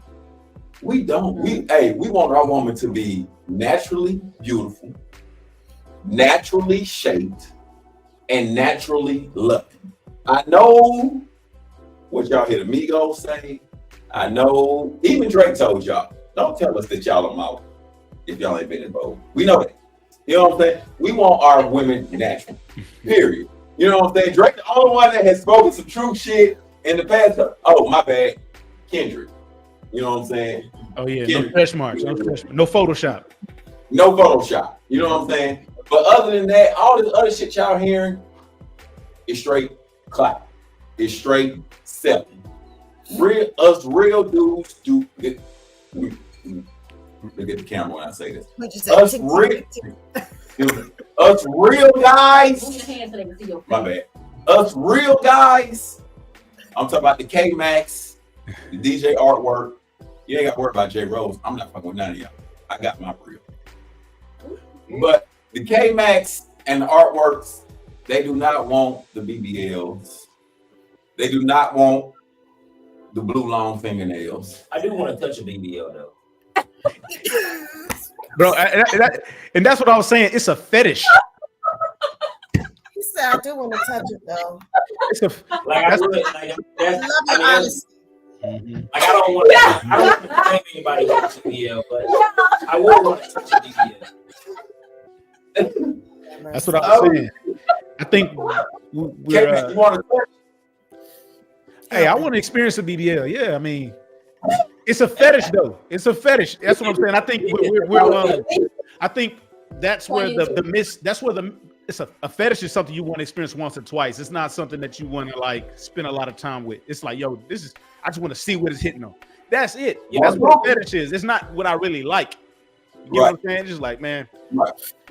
But it goes back to the conversation of y'all don't want that, but you still seek it. It's a fetish. What is this? Bro, I'm not here looking for a BBL. Touch, like if it come across my path, yeah, but it's not like I don't want to pursue a woman with a BBL or do the stuff to the extreme. It's just like you said, y'all don't want it for y'all everyday life. That you don't get a lot, and it's like you just want to experience it one time and then that's it. Dude, I probably grab a BBL and don't even want it. No, I've touched the BBL. It's pretty nice. Like, but it don't. Yeah, when we went to that one club. But it looked. But we went to the one club I ain't gonna say the club name, but hang on, whisper behind her back so I can know what you're talking about. What Smoke had his shit. Yeah, where he had his wife. It was a BBL? Yeah, we went in the main part. She had on the yellow. We went there together. But anyway, she looked like an ant. Like her waist was super small, and her BBL, she got too much. It isn't such thing. Yeah, so and she was a thick, like she was a curvy woman, but like her BBL, like I don't know. Yeah, she must have got to buy one get one free. But it was a lot. And and it only looked good in pictures, really. Like when you really on it and really there in the yeah, it's not really what it is. You know what I mean? Like sitting in the car looking uncomfortable, seatbelt barely fitting on. Like it's not. It's a lot that goes into it. You see the scars. You know, it's not really something that's really appealing. So I think once guys get past the fetish and they can see behind the sundress and the photoshopping, I think like, oh, this ain't really what that is. You know what I mean? So, it ain't it, bro. Mm-hmm. It's not it. Yeah, we want a regular woman. So, J. Cole said it best. That's, I mean, what is it like? Love yourself and all that stuff. And was it role model? Right. Like he make a lot of references of what men really like. I'm not sure women are really listening to J. Cole. I guess they're not listening. Yeah. Him and like I said, to me, him and Cole put it out. I mean, him and Kendrick put it out. Yeah. They really spoke on it. But at the end of the day, man, when it all comes down to it, we don't want it. Like, but then women too, though. But okay, we take the men out of the equation. Women trying to compare themselves to other women. There you go. That's what I wanted you to say from the beginning. Yep. That's not me. Not me though. I don't give a damn with nobody. I'm me. Like I'm me all day. I think to me in my brain, I'm always gonna be that way.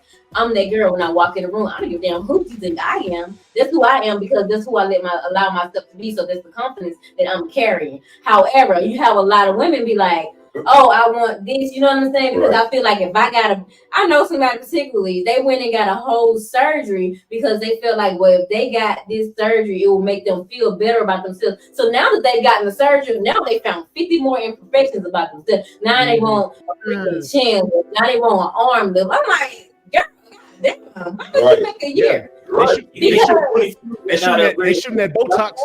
But that's for real. If you can upgrade your car, but what's under the hood still raggedy, it don't mean nothing. It's the same fucking car with pretty tight. That's y'all with them 4-cylinder Chargers. If they got 26s on them motherfuckers, hey, it's gonna blow your transmission. Yeah, you can buy a Honda, but you want to drive them up like it's a Hellcat. Now all you got is just a Honda that you call them a Hellcat. That's it.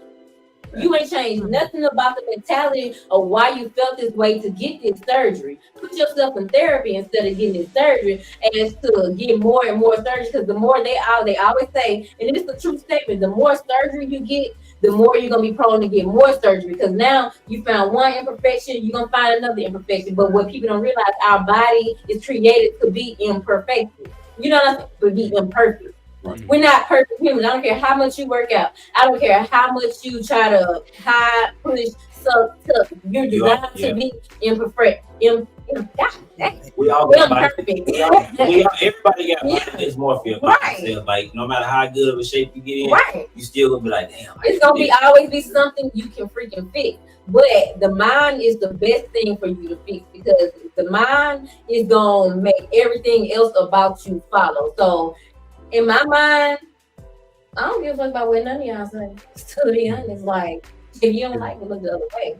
But everybody don't have that mindset. They be like, I'm gonna go get this sucked out right quick. Now they got this sucked out. Oh, I don't like how this scar look that I got this BBL something. Now I need to get a tattoo. Now they got the tattoo. Well, you know what? When I was getting my tattoo, I noticed I had this little love handle right here. I'm gonna go get a little bit more lipo and I can get my back cut and make my waist look thin. Now they got it done. Well, my hips ain't even at this. I can get these hips just fixed and feel it. Like it just goes on and on.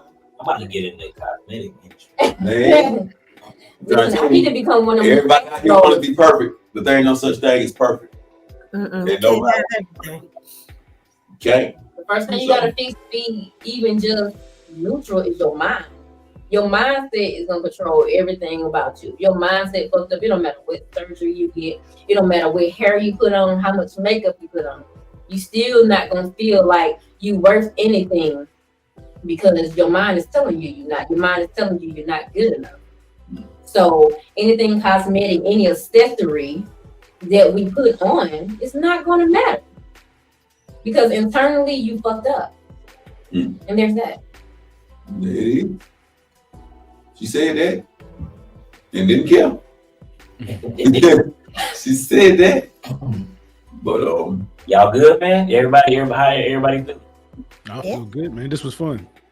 It was, right? Hey, on the first official live Speak On It with the Fam, we had a mother come do a snatch off their weed. Hey, we official. Y'all can't rock with us. Hey, y'all can't nobody rock with us. Nobody. Heroin killer. You know what I'm saying? Hey, we official, man. Man, this is fun. It was. Yeah, this is fun. This was great. Ladybug Starsky, K Yes. C3, T Petty. Hey, y'all came through and y'all did y'all thing, man. We want to appreciate y'all. For Thank real. you for having me. Thank you for inviting me. Had a good time. Most definitely. Speak On It with the Fam, man. As y'all can see, we continuously growing. We're continuously doing better. Hey, this is gonna keep going up from here. Artwork, Q3, C3, Miss Q, J Rose, T Petty, K Mac, Ladybug Starsky. Who else we had on the show? Grow Rich, Sal. Who the Hookah Sisters. Yeah. Like, hey man, quit. Hey, we gonna keep growing, man. We gonna keep growing. And before y'all know it, we gonna fuck around and be mainstream. Quit playing with us. So y'all gonna be back. So I mean, yeah. We appreciate y'all. Like everybody, y'all regulars, man. Y'all part of the family, man. Straight officially. Like I said, 1% a day for 365 years. That's 365% better than what you were on day one. We on our way. Quit playing. So we hope y'all enjoyed our show, man. Hey, we hope y'all enjoyed all of our guests. We hope y'all enjoyed our topic. I feel like we had some great topics today. We got a lot out of it. We did. Yeah. So with that being said, man, make sure y'all continue to tune in. Make sure y'all continue to follow us, and make sure y'all continue to like, share, and subscribe everything that we got going. If y'all know Ladybug, make sure y'all let her know, hey, I love you on Speak On It with the Fam. If y'all know K-Mac, make sure y'all let her know I love you on Speak On It with the Fam. And if y'all know Ty, make sure y'all let her know y'all love her on Speak On It with the Fam. But for me and Artwork, man, we will be at Eddie's Place next weekend, which is February 10th, for Vibes, Bingo, and Bottles. And they will be back that same weekend at Eddie's for Super Bowl Sunday. That means him and the Hookah Sisters. Make sure y'all in the building. Super Bowl Sunday.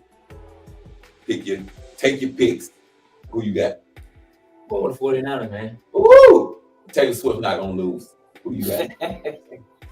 She don't know. Who you got, K-Mac?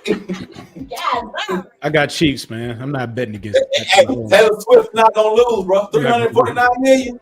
They're not gonna let 349 million walk out the door like that. Not gonna let it happen. Yeah. I'm taking the Chiefs. Artwork taking the Niners. Ladybug. I got the Chiefs. There you go. Well, listen, if y'all pass out or have a heart attack after your team lose, go to handstohill.net and register for my CPR classes, and I'm going to learn how to revive your family member, okay? I love it. There it is. That's how you feel right there. And remember, self-love is the best love. Okay? There it is. We love it. And remember, it's an artwork party since everybody giving quotes. I'm throwing mine in there too. Yeah. I love it, man. That's what's up. So, hey, man, make sure y'all look for us, find out where we at and what we doing, and make sure y'all tune in to every single episode that we posting on our YouTube. Speak On It with the Fam. Hey, man, we'll catch y'all in the next show. Let's go.